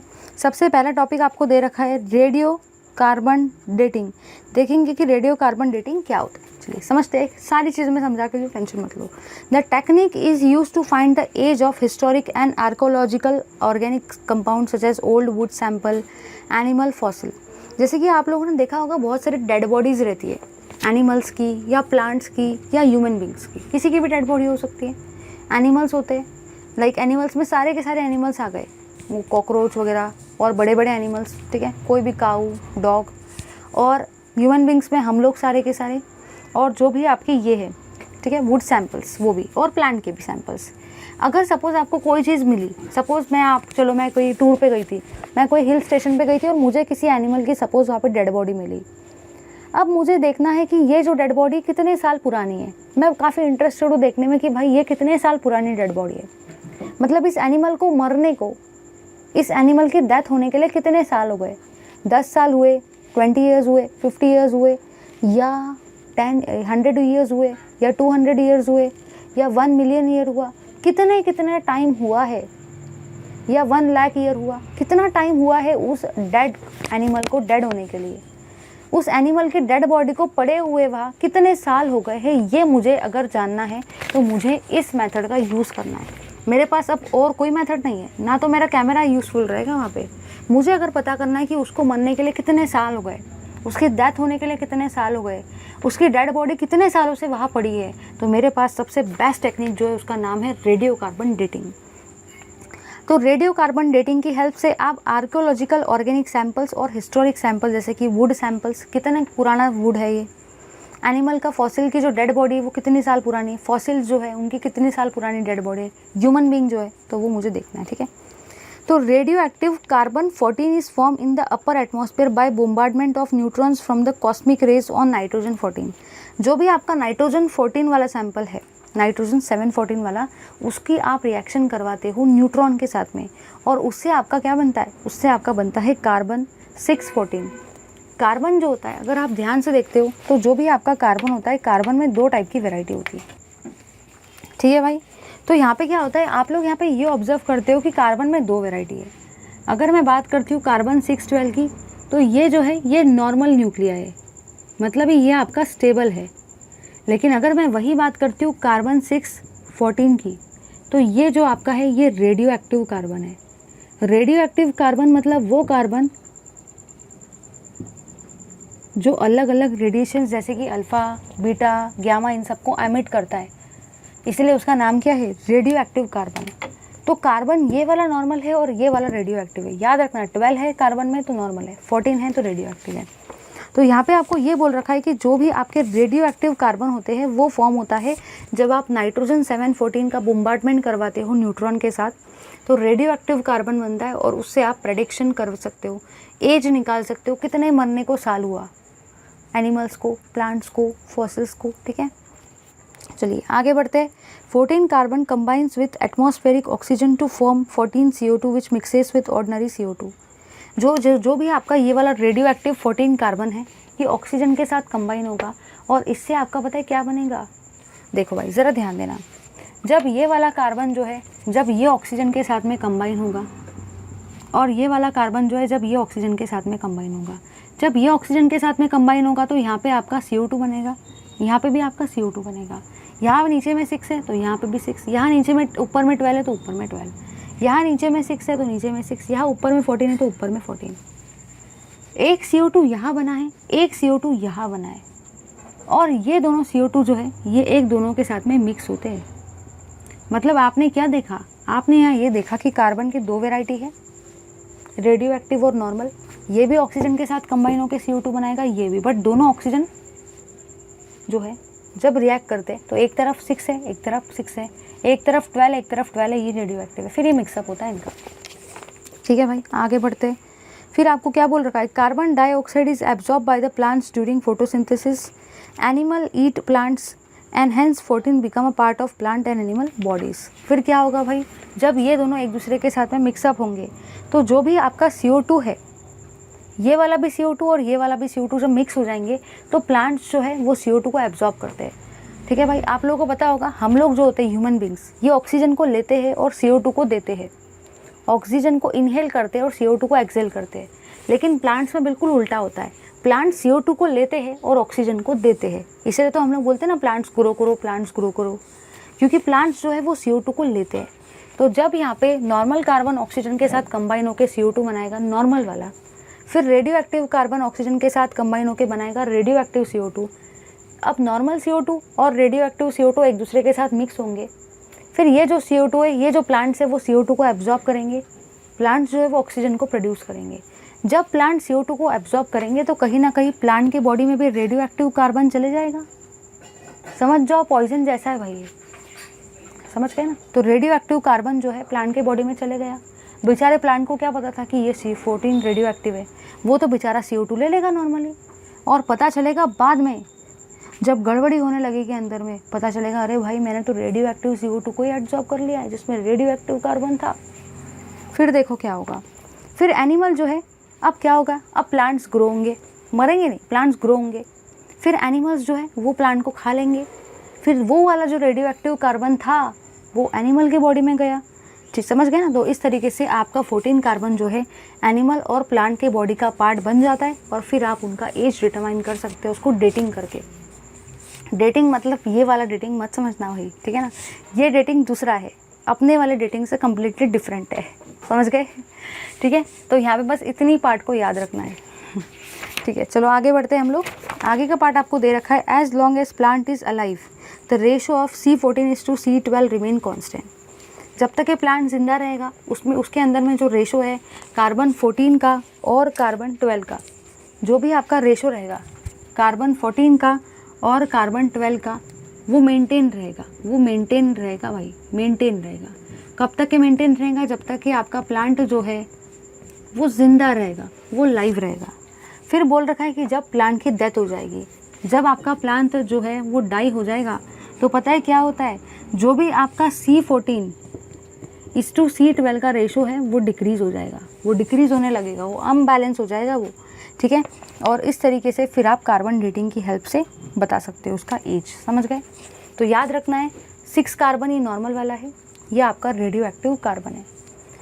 नॉर्मल कार्बन ऑक्सीजन के साथ कंबाइन होकर CO2 बनाएगा, ये नॉर्मल वाला CO2 है। यहाँ नीचे में 6 है तो यहाँ भी 6, ऊपर में 12 है तो ऊपर में भी 12। रेडियो एक्टिव कार्बन जो है वो भी ऑक्सीजन के साथ कंबाइन होगा और रेडियो एक्टिव कार्बन डाइऑक्साइड बनाएगा। यहाँ 6 है तो यहाँ 6, ऊपर में 14 है तो ऊपर में 14। ये CO2 इसके साथ मिक्सअप होगा। प्लांट को क्या पता, बेचारे भोले भाले, वो CO2 को ले लेंगे। जब वो CO2 को लेंगे जाके गड़बड़ी होगा और पता चलेगा कि मैंने 14 कार्बन को भी एब्जॉर्ब कर लिया है। अब प्लांट जिंदा रहेंगे, जब तक ये प्लांट जिंदा रहेंगे ये दोनों रेशो उसके अंदर मेंटेन रहेगा, 14 कार्बन इस टू 12 कार्बन का, क्योंकि प्लांट लाइव है। जब प्लांट की डेथ हो जाएगी तो ये जो रेशो है ये पूरी तरह से ये हो जाएगा, गड़बड़ा जाएगा भाई, डिक्रीज होने लगेगा। जब प्लांट मर जाएगा, ये प्लांट जब जिंदा रहेगा तो एनिमल प्लांट को खाते हैं, जैसे काऊ, बफेलो, बहुत सारे एनिमल्स है, वो प्लांट को खाएंगे। प्लांट को जब वो खाएंगे तो प्लांट की बॉडी से जो कार्बन 14 वो उनकी बॉडी में जाएगा और फिर आप डेटिंग कर सकते हो। किसकी? प्लांट या एनिमल्स की भाई, याद रखना। डेटिंग मतलब वो डेटिंग मत समझना। आगे बढ़ते हैं। Activity of given would sample and that of fresh sample of live plant is measured. फिर आप एक्टिविटी मेजर कर लेते हो और आपके पास में तो फॉर्मूला है ही भाई वो निकालने का, T = 2.303 upon lambda into log की base 10 and not upon N. उससे आप टाइम निकाल सकते हो, कितना टाइम हुआ उनकी डेथ होने को, कितने टाइम से उनकी बॉडी यहाँ के यहाँ पड़ी है। कभी कभी मिलियन ईयर्स भी होता है भाई, ठीक है। तो उनको तो आप फॉसिल फ्यूल्स भी बोलते हो, समझ गए ना। तो इस तरीके से आप टाइम निकाल सकते हो। चलिए भाई आगे बढ़ते हैं हम लोग। आगे का पार्ट है आपका electrical energy from nuclear fission. Nuclear fission से आपकी इलेक्ट्रिकल एनर्जी कैसे क्या प्रोड्यूस होती है, ठीक है भाई। चलिए देखते हैं electrical energy from nuclear fission. यहाँ पे आपको बोल रखा है कि जो भी आपका न्यूक्लियर फिजन होता है it offers huge environmental benefits in producing electricity. अगर आप ध्यान से देखते हो तो हमारे लाइफ में हमें बहुत ज़्यादा इलेक्ट्रिसिटी का नीड है। इलेक्ट्रिसिटी के बिना हमारा एक भी काम नहीं होगा। इवन तो आपको अगर लाइट चाहिए, फ़ैन चाहिए, मोबाइल की चार्जिंग करनी है, तो सारी चीज़ें के लिए हमको इलेक्ट्रिसिटी चाहिए। उसके बिना भाई आपका काम नहीं हो सकता, ठीक है। तो इलेक्ट्रिसिटी के लिए हमारे पास बहुत सारे अलग अलग सोर्स हैं, लेकिन सबसे बढ़िया सोर्स जो है वो है न्यूक्लियर फिजन का। क्योंकि वैसे तो आप कोल का बर्निंग से भी इलेक्ट्रिसिटी को प्रोड्यूस कर सकते हो, लेकिन न्यूक्लियर फिजन सबसे बेस्ट वे है, क्योंकि यहाँ से आपको कम सैंपल देने के बाद बहुत सारी इलेक्ट्रिसिटी मिलती है। क्योंकि न्यूक्लियर फिजन में बहुत ज़्यादा एनर्जी रिलीज होती है, जैसे कि क्लास के स्टार्टिंग में ही मैंने आपको बताया था। नेक्स्ट है इट रिलीजेस 0 कार्बन डाइऑक्साइड। जैसे कि अगर आप कोल का बर्निंग करते हो, आप लोगों ने देखा होगा कोल माइंस, यहाँ पे भी है ना, क्या बोलते हैं, WCL वेस्टर्न कोलफील्ड लिमिटेड। तो वैसे बहुत सारे ब्रांचेस रहते हैं। तो यहाँ पे जो है इस तरीके से क्या होता है, जब आप कोल को बर्न करते हो तब भी आपकी इलेक्ट्रिसिटी मिलती है भाई आपको कोल माइंस में, लेकिन वहाँ पे बहुत सारा CO2 बनता है और वो CO2 हमारे लिए बहुत हज़ार्डियस है, हमारे हेल्थ के लिए। लेकिन न्यूक्लियर फिजन वाली जो रिएक्शन है उससे भी आपको बहुत सारी इलेक्ट्रिसिटी मिलेगी, लेकिन उसका जो प्लस पॉइंट है वो ये है, इससे आपको जितनी भी इलेक्ट्रिसिटी मिलेगी वो इलेक्ट्रिसिटी में आपका कार्बन डाइऑक्साइड प्रोड्यूस नहीं होगा। अब अगर कार्बन डाइऑक्साइड प्रोड्यूस नहीं होता है और आपको इलेक्ट्रिसिटी मिलती है तो ये कहीं ना कहीं बहुत ज़्यादा बेनिफिशियल है। कोयले को जलाया तो कार्बन डाइऑक्साइड भी बनता है, जो कि हमारे काम का नहीं है इलेक्ट्रिसिटी के साथ। न्यूक्लियर फिजन में जब रिएक्शन करवाते इलेक्ट्रिसिटी ही बनती, CO2 नहीं बनता, इसलिए ये ज़्यादा बेनिफिशियल है। Next it releases 0 sulphur and nitrogen oxide. जब आप कोल को जलाते हो तो सल्फर ऑक्साइड और नाइट्रोजन ऑक्साइड भी गैस निकलती है CO2 के साथ में। बट जब आप न्यूक्लियर फिजन रिएक्शन को कराते हो तो ना तो आपकी सल्फर डाइऑक्साइड गैस निकलती है, ना तो आपकी नाइट्रोजन ऑक्साइड गैस निकलती है। मतलब ये कहीं ना कहीं आपके लिए बहुत ज़्यादा बेनिफिशियल है। इसलिए बोलते हैं कि न्यूक्लियर केमिस्ट्री से इलेक्ट्रिसिटी जो बनती है, न्यूक्लियर केमिकल जो रिएक्शंस होती है वो काफ़ी ज़्यादा बेनिफिशियल होती है हमारे लिए, क्योंकि गैसेस का एमिशन नहीं होता है, हार्मफुल गैसेस एमिट नहीं होती है। फिर उसके बाद में आपको बोल रखा है we are interested in nuclear power because fission of 1 gram of uranium produces 235 about 24,000 kilowatt per hour of energy. देखो 1 ग्राम यूरानियम को जलाया तो आपको 24,000 किलोवाट आवर ऑफ एनर्जी मिलती है। लेकिन अगर आपने 3 टन्स ऑफ कोल को जलाते हो, एक बार मैं इस चीज़ को लिख देती हूँ, यहाँ पे देखो भाई आपको क्या बोल रखा है,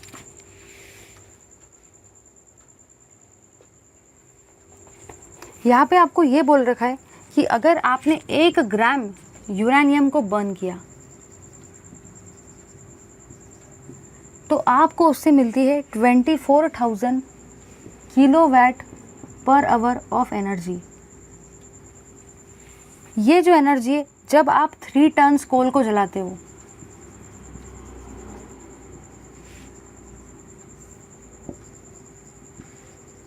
तो भी आपको इतनी एनर्जी मिलती है।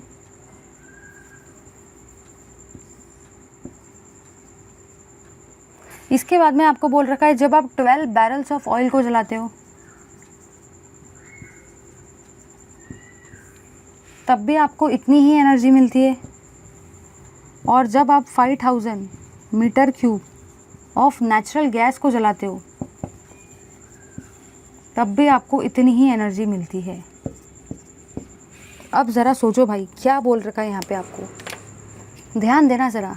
जब 5000 metre cube of natural gas को जलाएंगे तब जाके आपको इतनी एनर्जी मिलती है।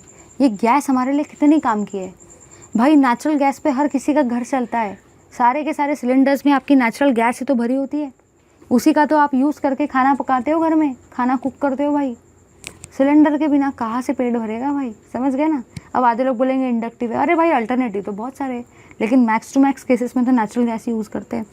अब इतनी ज़्यादा नेचुरल गैस क्या हम लोग वेस्ट करेंगे इतनी इलेक्ट्रिसिटी को प्रोड्यूस करने के लिए? नहीं। तो भाई ये ऑप्शन तो हमारे पास से नहीं है, क्योंकि इतना हम लोग नेचुरल गैस वेस्ट नहीं कर सकते। नेचुरल गैस से अगर इलेक्ट्रिसिटी बनाएंगे तो घर में खाना कहाँ पे पकाएंगे भाई, सिलेंडर में भी तो चाहिए, तो इसको हम लोग यूज़ नहीं कर सकते। अब बट एनर्जी भी चाहिए, इलेक्ट्रिकल के बिना, इलेक्ट्रिकल एनर्जी के बिना, इलेक्ट्रिसिटी के बिना भी हम नहीं जी सकते और इसके बिना भी नहीं जी सकते, समझ गए ना भाई। तो हम लोग ये तो यूज़ नहीं कर सकते। सेकेंड ऑप्शन है 12 बैरल्स ऑफ ऑयल्स। अब आप ही बताओ भाई, ऑयल पहले से इतना कॉस्टली है और ऑयल जो होता है वो आप लोगों को घर में भी यूटिलाइज़ होता है भाई, मम्मी सब्जी वगैरह बनाती है, ऑयल का कितना सारा यूज़ है। ऑयल वैसे भी बहुत कॉस्टली है, तो क्या आप इतने सारा ऑयल का यूज़ करेंगे इलेक्ट्रिसिटी को बनाने के लिए? नहीं। इलेक्ट्रिसिटी भी ज़रूरी है, लेकिन भाई ये ऑयल भी तो ज़रूरी है। घर में ऑयल के बिना सब्जी कहाँ से बनेगी? ऑयल के बिना क्या कोई काम होता है क्या? ऑयल जो होते हैं उसके बहुत सारे अलग अलग यूज़ है और बहुत कॉस्टली है, तो हम इसको थोड़ी यूज़ करेंगे इलेक्ट्रिसिटी बनाने के लिए। अब देखेंगे कोल को, कोल देखो कितना लग रहा है भाई, ज़रा ध्यान दो। 3 टन्स कोल, मजाक नहीं है। 3 टन कोल, 3 टन कोल लगता है इतनी इलेक्ट्रिसिटी को बनाने के लिए। कोल का यूज़ कर सकते हैं, बट कोल बहुत ज़्यादा लग रहा है भाई, बहुत ज़्यादा। फिर आते हैं यूरेनियम पे। यूरेनियम कितना लग रहा है? सिर्फ और सिर्फ एक चुटकी, 1 ग्राम यूरेनियम लग रहा है, बस 1 ग्राम, और उससे इतनी सारी एनर्जी मिल रही है। आप बताओ भाई कौन से ऑप्शन के साथ आप लोग जाना चाहेंगे? मैं तो फर्स्ट वाले ऑप्शन को प्रेफर करूँगी। नेचुरल गैस तो मैं प्रेफर नहीं कर सकती, क्योंकि मुझे पेट भी तो भरना है भाई, खाना भी तो चाहिए। ऑयल को मैं नहीं यूज़ कर सकती, क्योंकि ऑयल और वैसे भी बहुत कॉस्टली है। कोल को यूज़ कर सकते, बट 3 टन किसको बोलते हैं? मजाक है क्या 3 टन? यहाँ पे सिर्फ एक चुटकी लग रहा है, एक चुटकी यूरेनियम। 1 ग्राम यूरेनियम से इतनी सारी एनर्जी बनेगी, तो ऑफ कोर्स भाई हम लोग यही ऑप्शन के साथ जाएंगे। ये यूरेनियम कैसा है? ये यूरेनियम है भाई एक रेडियो एक्टिव कंपाउंड। ये एक रेडियो एक्टिव कंपाउंड है जो आपको अलग अलग न्यूक्लियर रिएक्शन देता है। इसीलिए तो ये चैप्टर कितना इंटरेस्टिंग है, क्योंकि ये चैप्टर आपको बताता है कि न्यूक्लियर केमिस्ट्री से आप आपकी कितनी सारी चीज़ों को सेव कर सकते हो और 1 ग्राम से कितनी सारी इलेक्ट्रिसिटी बना सकते हो। समझे या नहीं समझे? ठीक है भाई, चलो आगे बढ़ते हैं। अब आगे का पार्ट आपको जो दे रखा है वो ये है, न्यूक्लियर फिजन एक अल्टरनेटिव एनर्जी सोर्स है। यस भाई, अल्टरनेटिवली आप इससे इलेक्ट्रिसिटी को प्रोड्यूस कर सकते हो। Traditionally the stream comes from boilers fuelled by oil gas and. देखो पहले के ज़माने में क्या होता था, जो भी आप इलेक्ट्रिसिटी को यूज़ करते वो स्टीम से जनरेट होती थी। स्टीम का कन्वर्शन होकर स्टीम में जितनी भी एनर्जी होती थी उससे आपकी इलेक्ट्रिसिटी बनती थी।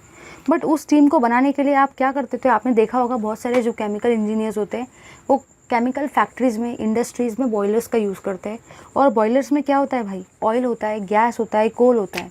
ठीक है, एक तो बॉयलर में आप ऑयल को जलाओगे, या तो कोल को जलाएंगे, या तो आप गैस को जलाएंगे, और उससे बहुत ज़्यादा एनर्जी प्रोड्यूस होंगी। फिर वो एनर्जी का आप यूज़ करेंगे अलग अलग फॉर्म में, इलेक्ट्रिसिटी को कन्वर्ट करने के लिए, बनाने के लिए, अलग अलग चीज़ों में। देखा होगा ना भाई, बहुत सारे लोग इंजीनियर्स होते हैं तो वो लोग केमिकल फैक्ट्रीज़ में, इंडस्ट्रीज़ में बॉयलर्स पे वर्क करते हैं। तो पहले के ज़माने में उससे इलेक्ट्रिकल एनर्जी प्रोड्यूस होती थी। लेकिन क्या हो रहा, जब आप ऑयल को बॉयलर के अंदर में जलाते हो, भाई आपका जो बॉयलर होता है ये कुछ इस तरीके से होता है, बहुत बड़ा बॉयलर होता है, बहुत बड़ा। जब आप इस बॉयलर के अंदर में स्टीम को जलाते हो या कोल को जलाते हो या नेचुरल गैस को जलाते हो, भाई धुआं कितना प्रोड्यूस होता है ये क्यों नहीं देखते? आपको लगता है कि बस इलेक्ट्रिसिटी प्रोड्यूस हो रही, बट सोचो इतना सारा अगर आप जलाएंगे तो धुआं कितना प्रोड्यूस होगा, कितने सारे हार्मफुल गैसेस भी तो निकलेंगे जो पूरे एनवायरनमेंट को अफेक्ट करेंगे। समझ गए ना? तो मतलब भाई आप इस चीज़ का यूज़ पहले करते थे बट अभी करना सही नहीं है, क्योंकि हमारे पास ऑलरेडी अगर आप देखते तो हमारा एनवायरनमेंट ऑलरेडी कितना पोल्यूटेड है, तो हम इस चीज़ का यूज़ नहीं कर सकते, सूटेबल नहीं है। आगे बढ़ेंगे। अगर आप सोच रहे होंगे कि भाई पेट्रोल का यूज़ करेंगे, तो भाई पेट्रोल की तो ऑलरेडी कितनी नीड है, पेट्रोल देखो कितना महंगा है, पेट्रोल की हर किसी को नीड है भाई। व्हीकल जो है आपकी कार, ये सब पेट्रोल के बिना कहाँ चलते हैं भाई। पेट्रोल को थोड़ी इलेक्ट्रिसिटी बनाने में यूज़ कर देंगे, और वो भी लिमिटेड है। समझ गए ना भाई, अभी थोड़ी ख़त्म करना है। फिर आगे बढ़ेंगे, इसीलिए सबसे बेस्ट ऑप्शन कौन सा है? न्यूक्लियर केमिस्ट्री के थ्रू जाओ, यूरेनियम का। हम इसका यूरेनियम का और कोई घर में यूज़ नहीं कर सकते, लेकिन इलेक्ट्रिसिटी बनाने के लिए यूज़ कर सकते। एक चुटकी से इतना सारा बनेगा, सोचो। फिर आएगा न्यूक्लियर रिएक्टर। न्यूक्लियर रिएक्टर एक डिवाइस है जिसमें आप एटॉमिक एनर्जी को कंट्रोल करते हो यूज़फुल मैनर में, क्योंकि भाई एटॉमिक एनर्जी होती है, इसको कंट्रोल करना बड़ा डिफ़िकल्ट काम है। इतना सारा, अगर एक चुटकी से अगर इतनी सारी एनर्जी बनती है, 1 ग्राम से अगर इतनी सारी एनर्जी बनती है, तो सोचो ये कितना हज़ार्डियस होगा, कितना वो हमारे लिए ख़तरनाक होगा। इसको देख भी लिया तो डायरेक्ट ऊपर, कितना खतरनाक होता है वो पता है? इतने सारे रेडिएशन एमिट करता है, अगर आप उसके सामने भी आ गए डायरेक्ट ऊपर, डायरेक्ट। समझ गए ना? ज़्यादा बताने की मुझे ज़रूरत नहीं है। तो सोचो कितना वो हज़ार्डियस है। तो उसको कंट्रोल करने के लिए हमको बहुत सारी प्रोसेस करनी पड़ती है। हाँ भाई, यूज़फुल तो है। अब देखो हर चीज़ के भाई कुछ ना कुछ यूज़ है और कुछ ना कुछ उसके ड्रॉबैक भी है। अपन बोलेंगे सारी चीज़ें बहुत अच्छी है, तो ऐसा तो पॉसिबल नहीं है। कोई भी चीज़ अगर आपको बहुत अच्छी लगेगी तो कुछ ना कुछ उसमें प्रॉब्लम तो रहती है, वही तो लाइफ की ये है। तो वैसे अगर मैं इस यूरेनियम की बात करती हूँ, तो 1 ग्राम से मुझे इतनी एनर्जी मिल रही है, लेकिन फिर भी भाई ये यूरेनियम को हैंडल करना, ये रेडियो एक्टिव सब्सटेंसेस को हैंडल करना ईजी काम नहीं है। तो आपको वहाँ पे जो यूज़ करना है वो होता है न्यूक्लियर रिएक्टर। न्यूक्लियर रिएक्टर की हेल्प से आप ये सारे के सारे न्यूक्लियर कन्वर्शंस, न्यूक्लियर रिएक्शंस करवाते हो। ठीक है, अब हम लोग देख रहे हैं कि फंक्शनिंग क्या होता है न्यूक्लियर रिएक्टर का। चलो भाई, सब लोग सारे के सारे यहाँ पे एकदम बढ़िया तरीके से ध्यान देंगे। चलिए भाई, अब आई होप कि आप सारे के सारे बहुत ज़्यादा इंटरेस्टेड हो देखने में कि ये यूरेनियम की रिएक्शन कैसे होती है किसी भी न्यूक्लियर रिएक्टर के अंदर में, कैसे हम लोग इस रेडियो एक्टिव एलिमेंट को हैंडल करते हैं। चलिए देखते हैं, बड़ा इंटरेस्टिंग है, ध्यान देना भाई, चैप्टर ख़त्म होने वाला है जस्ट। चलिए भाई देखते हैं। हम लोगों ने सबसे पहले यहाँ पे लिया न्यूक्लियर रिएक्टर को। न्यूक्लियर रिएक्टर को देख रहे हैं कि भाई 1 ग्राम यूरेनियम से जब इतना सारा 24,000 kilowatt per hour of energy बन रही है, तो कैसे बनेंगे वो भी तो ज़रा देखना पड़ेगा। ऐसे थोड़ी कि इतना बन गई, रट्टा मार लिया, हो गया काम खत्म, ऐसा थोड़ी चलेगा भाई। देखो क्या होता है, सबसे पहले स्टेप में भाई आपने क्या ऑब्जर्व किया, आप क्या करते हो, आप जो है यूरेनियम 235 को और फॉस्फोरस 239 को कोई भी ले सकते हो, क्योंकि ये दोनों के दोनों आपके रेडियो एक्टिव है। इसको आप स्टैक करेंगे, स्टैक ओवर मॉडरेटर, इसको आप स्टैक कर देंगे भाई मॉडरेटर के साथ। मुझे पता है ये समझ में आपको नहीं आएगा, थोड़ा सा वेट करो।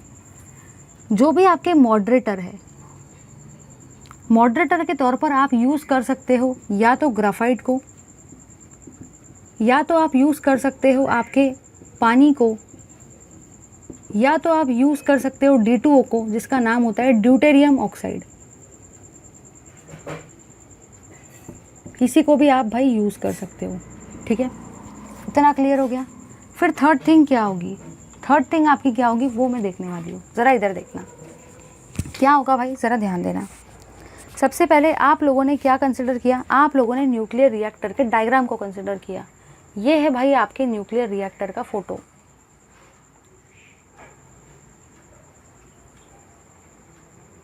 ठीक है, ये आपके न्यूक्लियर रिएक्टर का फ़ोटो है।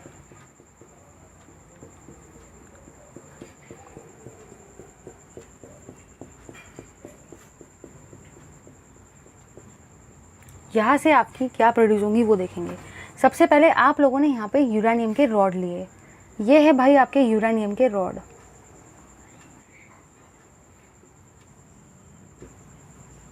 ठीक है, ये जो रॉड है, ये रॉड है भाई आपके यूरेनियम 235 के रॉड। आप इसी यूरेनियम 235 रॉड के जगह पे फॉस्फोरस 249 रॉड को भी ले सकते हैं, क्योंकि दोनों के दोनों ही आपके रेडियो एक्टिव है। तो चाहे आप यूरेनियम 235 को लो या तो आप फॉस्फोरस 239 को लो, इक्विवेलेंट ही, दोनों रेडियो एक्टिव है। ठीक है भाई, तो आपने यहाँ पे उनके रॉड्स ले लिए, ये है आपके वाले रॉड।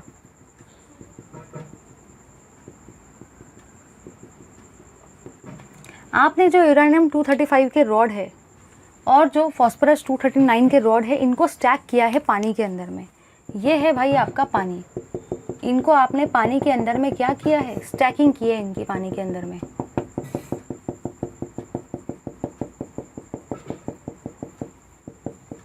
तो ये है भाई आपका वाटर, ये जो रेड कलर वाला है ना, रेड कलर वाला है आपका वाटर। इसी वाटर के जगह पे आप D2O का भी यूज़ कर सकते थे, इसी वाटर के जगह पे आप ग्राफाइट का भी यूज़ कर सकते थे। ये आपके किसके जैसे ऐड कर रहे हैं, ये एक्ट कर रहे हैं एज अ मॉडरेटर। देखो, इसलिए मैंने फर्स्ट सेंटेंस क्या लिखाया था कि जो भी आपके यूरेनियम 235 है या जो भी आपके फॉस्फोरस 239 है, उनका मैंने स्टैकिंग करवाया है मॉडरेटर के ऊपर में। तो ये जो भी आपके यूरेनियम 235 है या जो भी आपके फॉस्फोरस 239 है, इनको मैंने स्टैक करवाया है इस लिक्विड के अंदर में, जो कि आपका वाटर भी हो सकता है या तो ड्यूटेरियम भी हो सकता है। ठीक है, चलिए ये तो हो गया, स्टैकिंग हो गया भाई। अब स्टैकिंग क्यों करवाते हैं वो भी हम लोग देखते हैं ज़रा। ये जो पार्ट होता है इसको रेडिएशन शील्ड बोलते हैं। रेडिएशन शील्ड का मतलब वो होता है भाई, रेडिएशन शील्ड जो होती है वो ऐसी शील्ड होती है, रेडिएशन शील्ड जो होती है भाई वो ऐसी शील्ड होती है, क्योंकि मैंने बताया था ये सारे के सारे रेडिएशंस को एमिट करता है। अगर ये रेडिएशन के हम लोग कांटेक्ट में आ गए तो डायरेक्ट ऊपर, समझ गए ना। इसीलिए एक प्रोटेक्टिव शील्ड रखना पड़ता है कि जब आप रिएक्शन करेंगे तो ये रेडिएशंस इसमें से बाहर नहीं आएंगे, स्पेशली ये लीड वगैरह के बने होते हैं। ठीक है, तो इस तरीके से जो भी आपके यूरेनियम के रॉड है या जो भी आपके फॉस्फोरस के रॉड है, उनको आपने स्टैकिंग करवाया है D2O के साथ में या H2O के साथ में या ग्राफाइट के साथ में, स्टैक हो गए। ठीक है भाई, ये आपके मॉडरेटर है। अब क्या होगा ज़रा ध्यान देना, एकदम बढ़िया तरीके से समझा के दे रही हूँ। जो भी आपका यूरेनियम 235 है या जो भी आपका फॉस्फोरस 239 है, इसका क्या होगा, इसका फिजन जब होगा। अब फिजन का मतलब क्या होता है, देखो भाई जब भी बताया था, एक बड़ा सा न्यूक्लियस जब छोटे छोटे न्यूक्लियस में टूट जाता है तो उसी चीज़ को आप फिजन बोलते हो। यहाँ पे भी आप वही चीज़ करवाने वाले हो। ठीक है भाई, अब जब आप इसको तोड़ेंगे तो इससे जो भी प्रोड्यूस होगा वो रहेंगे भाई आपके न्यूट्रॉन्स। इससे आपके न्यूट्रॉन प्रोड्यूस होंगे। ठीक है, ये है आपके न्यूट्रॉन्स। ठीक है भाई, अब ये जो न्यूट्रॉन्स है इनकी एनर्जी जो है बहुत ज़्यादा हाई एनर्जी के न्यूट्रॉन्स प्रोड्यूस होंगे, क्योंकि आपको मैंने जब भी बताया था कि जब भी न्यूक्लियर फिजन होता है, मतलब जब भी न्यूक्लियर टूटता है छोटे छोटे न्यूक्लियाई में, तो बहुत सारी एनर्जी रिलीज़ होती है। तो ये है आपके हाई एनर्जी न्यूट्रॉन्स, बहुत सारी एनर्जी भी रिलीज़ होंगी। अब ये जो न्यूट्रॉन है भाई, ये जो न्यूट्रॉन है ये पास होंगे आपके मॉडरेटर से, पासेस थ्रू मॉडरेटर। ये भाई आपके मॉडरेटर से पास होंगे। अब मॉडरेटर क्या क्या है, एक तो वाटर, वाटर लिया है तो वाटर रहेगा मॉडरेटर, D2O लिया है तो D2O रहेगा, ग्राफाइट लिया है तो ग्राफाइट रहेगा। ये तीनों में से आप कोई भी मॉडरेटर को यूज़ कर सकते हो। तो अब जब इसको आप मॉडरेटर से पास करोगे तो ये जो न्यूट्रॉन्स है इनकी एनर्जी कम हो जाएगी और ये कन्वर्ट हो जाएंगे आपके, न्यूट्रॉन्स तो रहेंगे भाई वो, लेकिन वो कन्वर्ट हो जाएंगे लो एनर्जी में। मतलब क्या हुआ ये कि आपने रेडियो एक्टिव मटेरियल को लिया, उसको तोड़ा, उसका फिजन करवाया, उससे न्यूट्रॉन प्रोड्यूस हुए बहुत ज़्यादा एनर्जी वाले, मतलब बहुत एनर्जी रिलीज़ हुई। जब वो मॉडरेटर से पास होंगे, वाटर, D2O या ग्राफाइट, तो अब वो न्यूट्रॉन ही है, लेकिन पहले वो हाई एनर्जी वाले न्यूट्रॉन थे और अब वो लो एनर्जी वाले न्यूट्रॉन हैं। मतलब उन्होंने अपनी एनर्जी को क्या कर दिया, लॉस कर दिया। फिर उन्होंने अपनी एनर्जी को लॉस कर दिया। तो यहाँ पे मैं ऐसा कर सकती हूँ, लॉस ऑफ एनर्जी, यहाँ पे आपकी एनर्जी लॉस हुई है। और फिर आप बोलेंगे कि आपके जो ये न्यूट्रॉन है, दिस न्यूट्रॉन्स जनरेट और initiates another nuclear fusion reaction.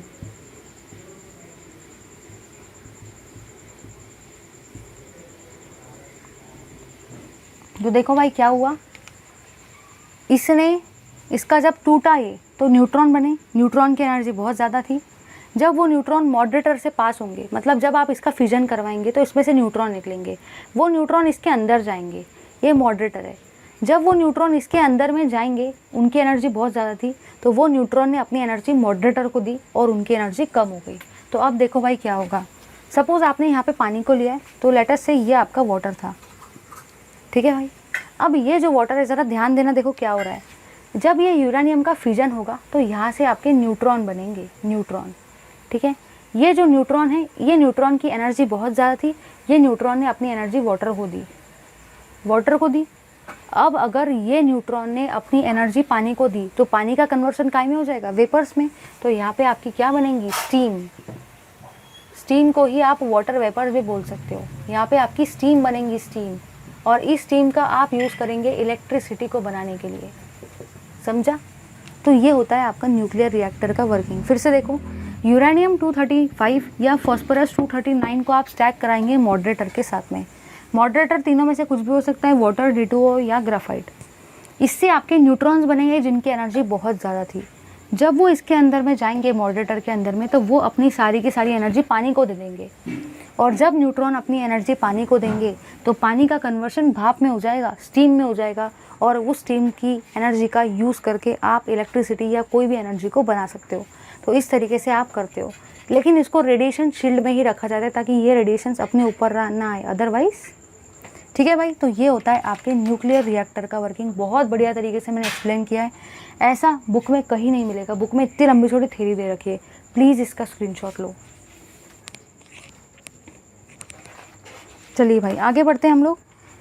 जो भी आपकी एटॉमिक एनर्जी प्रोड्यूस होती है with the use of fission reaction, आप उसको कंट्रोल कर सकते हो न्यूक्लियर रिएक्टर की हेल्प से, और उसको अलग अलग एनर्जीज़ में कन्वर्ट कर सकते हो। इसी स्टीम को आप कन्वर्ट कर सकते हो इलेक्ट्रिकल एनर्जी में, इसी स्टीम को आप कन्वर्ट कर सकते हो पावर जनरेशन में, जहाँ पे सिविलियन पर्पस होते हैं ना, मतलब जो भी आपके आर्मी से रिलेटेड वर्क होते हैं, वहाँ पे भी अगर आपको एनर्जी चाहिए तो आप वहाँ पे भी, क्योंकि सिविल एरियाज़ जो होते हैं वहाँ पे जहाँ पे इलेक्ट्रिसिटी का कोई कनेक्शन नहीं होता है, वहाँ पे आप इसके थ्रू इलेक्ट्रिसिटी को जनरेट करवा सकते हो।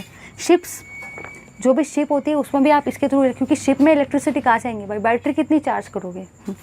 और सबमरीन्स जो पानी के अंदर में होती है, वहाँ पे भी इसका बढ़िया तरीके से यूज़ हो। सबमरीन, शिप्स, सिविलियन पर्पस जैसे कि आर्मी से रिलेटेड वर्क्स, और इलेक्ट्रिसिटी को कन्वर्ट करने के लिए इस चीज़ का आप यूज़ कर सकते हो ऐसी जगहों पर। Applications in medicines. अब भाई जो ये रेडिएशंस इससे एमिट होते हैं, आप लोगों ने देखा होगा बहुत सारे ट्यूमर्स जो होते हैं बॉडी में, बहुत सारे जो भी कैंसरस सेल्स होते हैं, उनको हम लोग लेज़र से रिमूव करते हैं।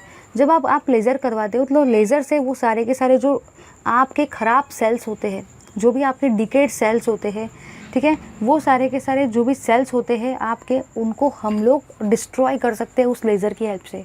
तो वो लेज़र में एक्चुअली रेडिएशंस ही तो होते हैं न्यूक्लियर वाले, ठीक है।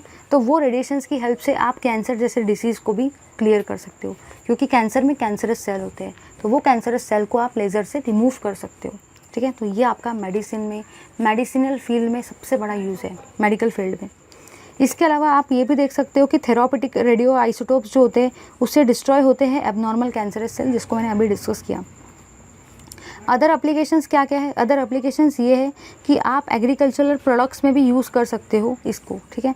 इसी के अलावा रेडियो ट्रेसर टेक्निक जो होती है, ठीक है, सपोज़ आपने एक कंपाउंड को किसी दूसरे कंपाउंड से रिप्लेस किया, तो रेडियो ट्रेसर टेक्निक की हेल्प से आप उसको भी ट्रैक कर सकते हो, ठीक है भाई। Thank you very much for watching this video. Keep watching our videos. Please do like, share and comment and subscribe to our channel if you haven't. Keep watching my videos. यहाँ पे आपका finally ये वाला chapter ख़त्म होता है। Yes, one more thing guys, कि आप लोगों ने अगर नोट्स को डाउनलोड नहीं किया है तो सारे के सारे वेबसाइट से जाके नोट्स को डाउनलोड कर सकते हो। अप्रॉक्सीमेटली 5 to 6 चैप्टर्स के नोट्स वहाँ अपलोडेड है। Also at the same time आपके लिए मैंने वहाँ पे टर्म पेपर भी अपलोड किया है। तो जस्ट वेबसाइट पे जाइए पवन वाग अकेडमी के, and just get on the notes which are there available. Thank you very much.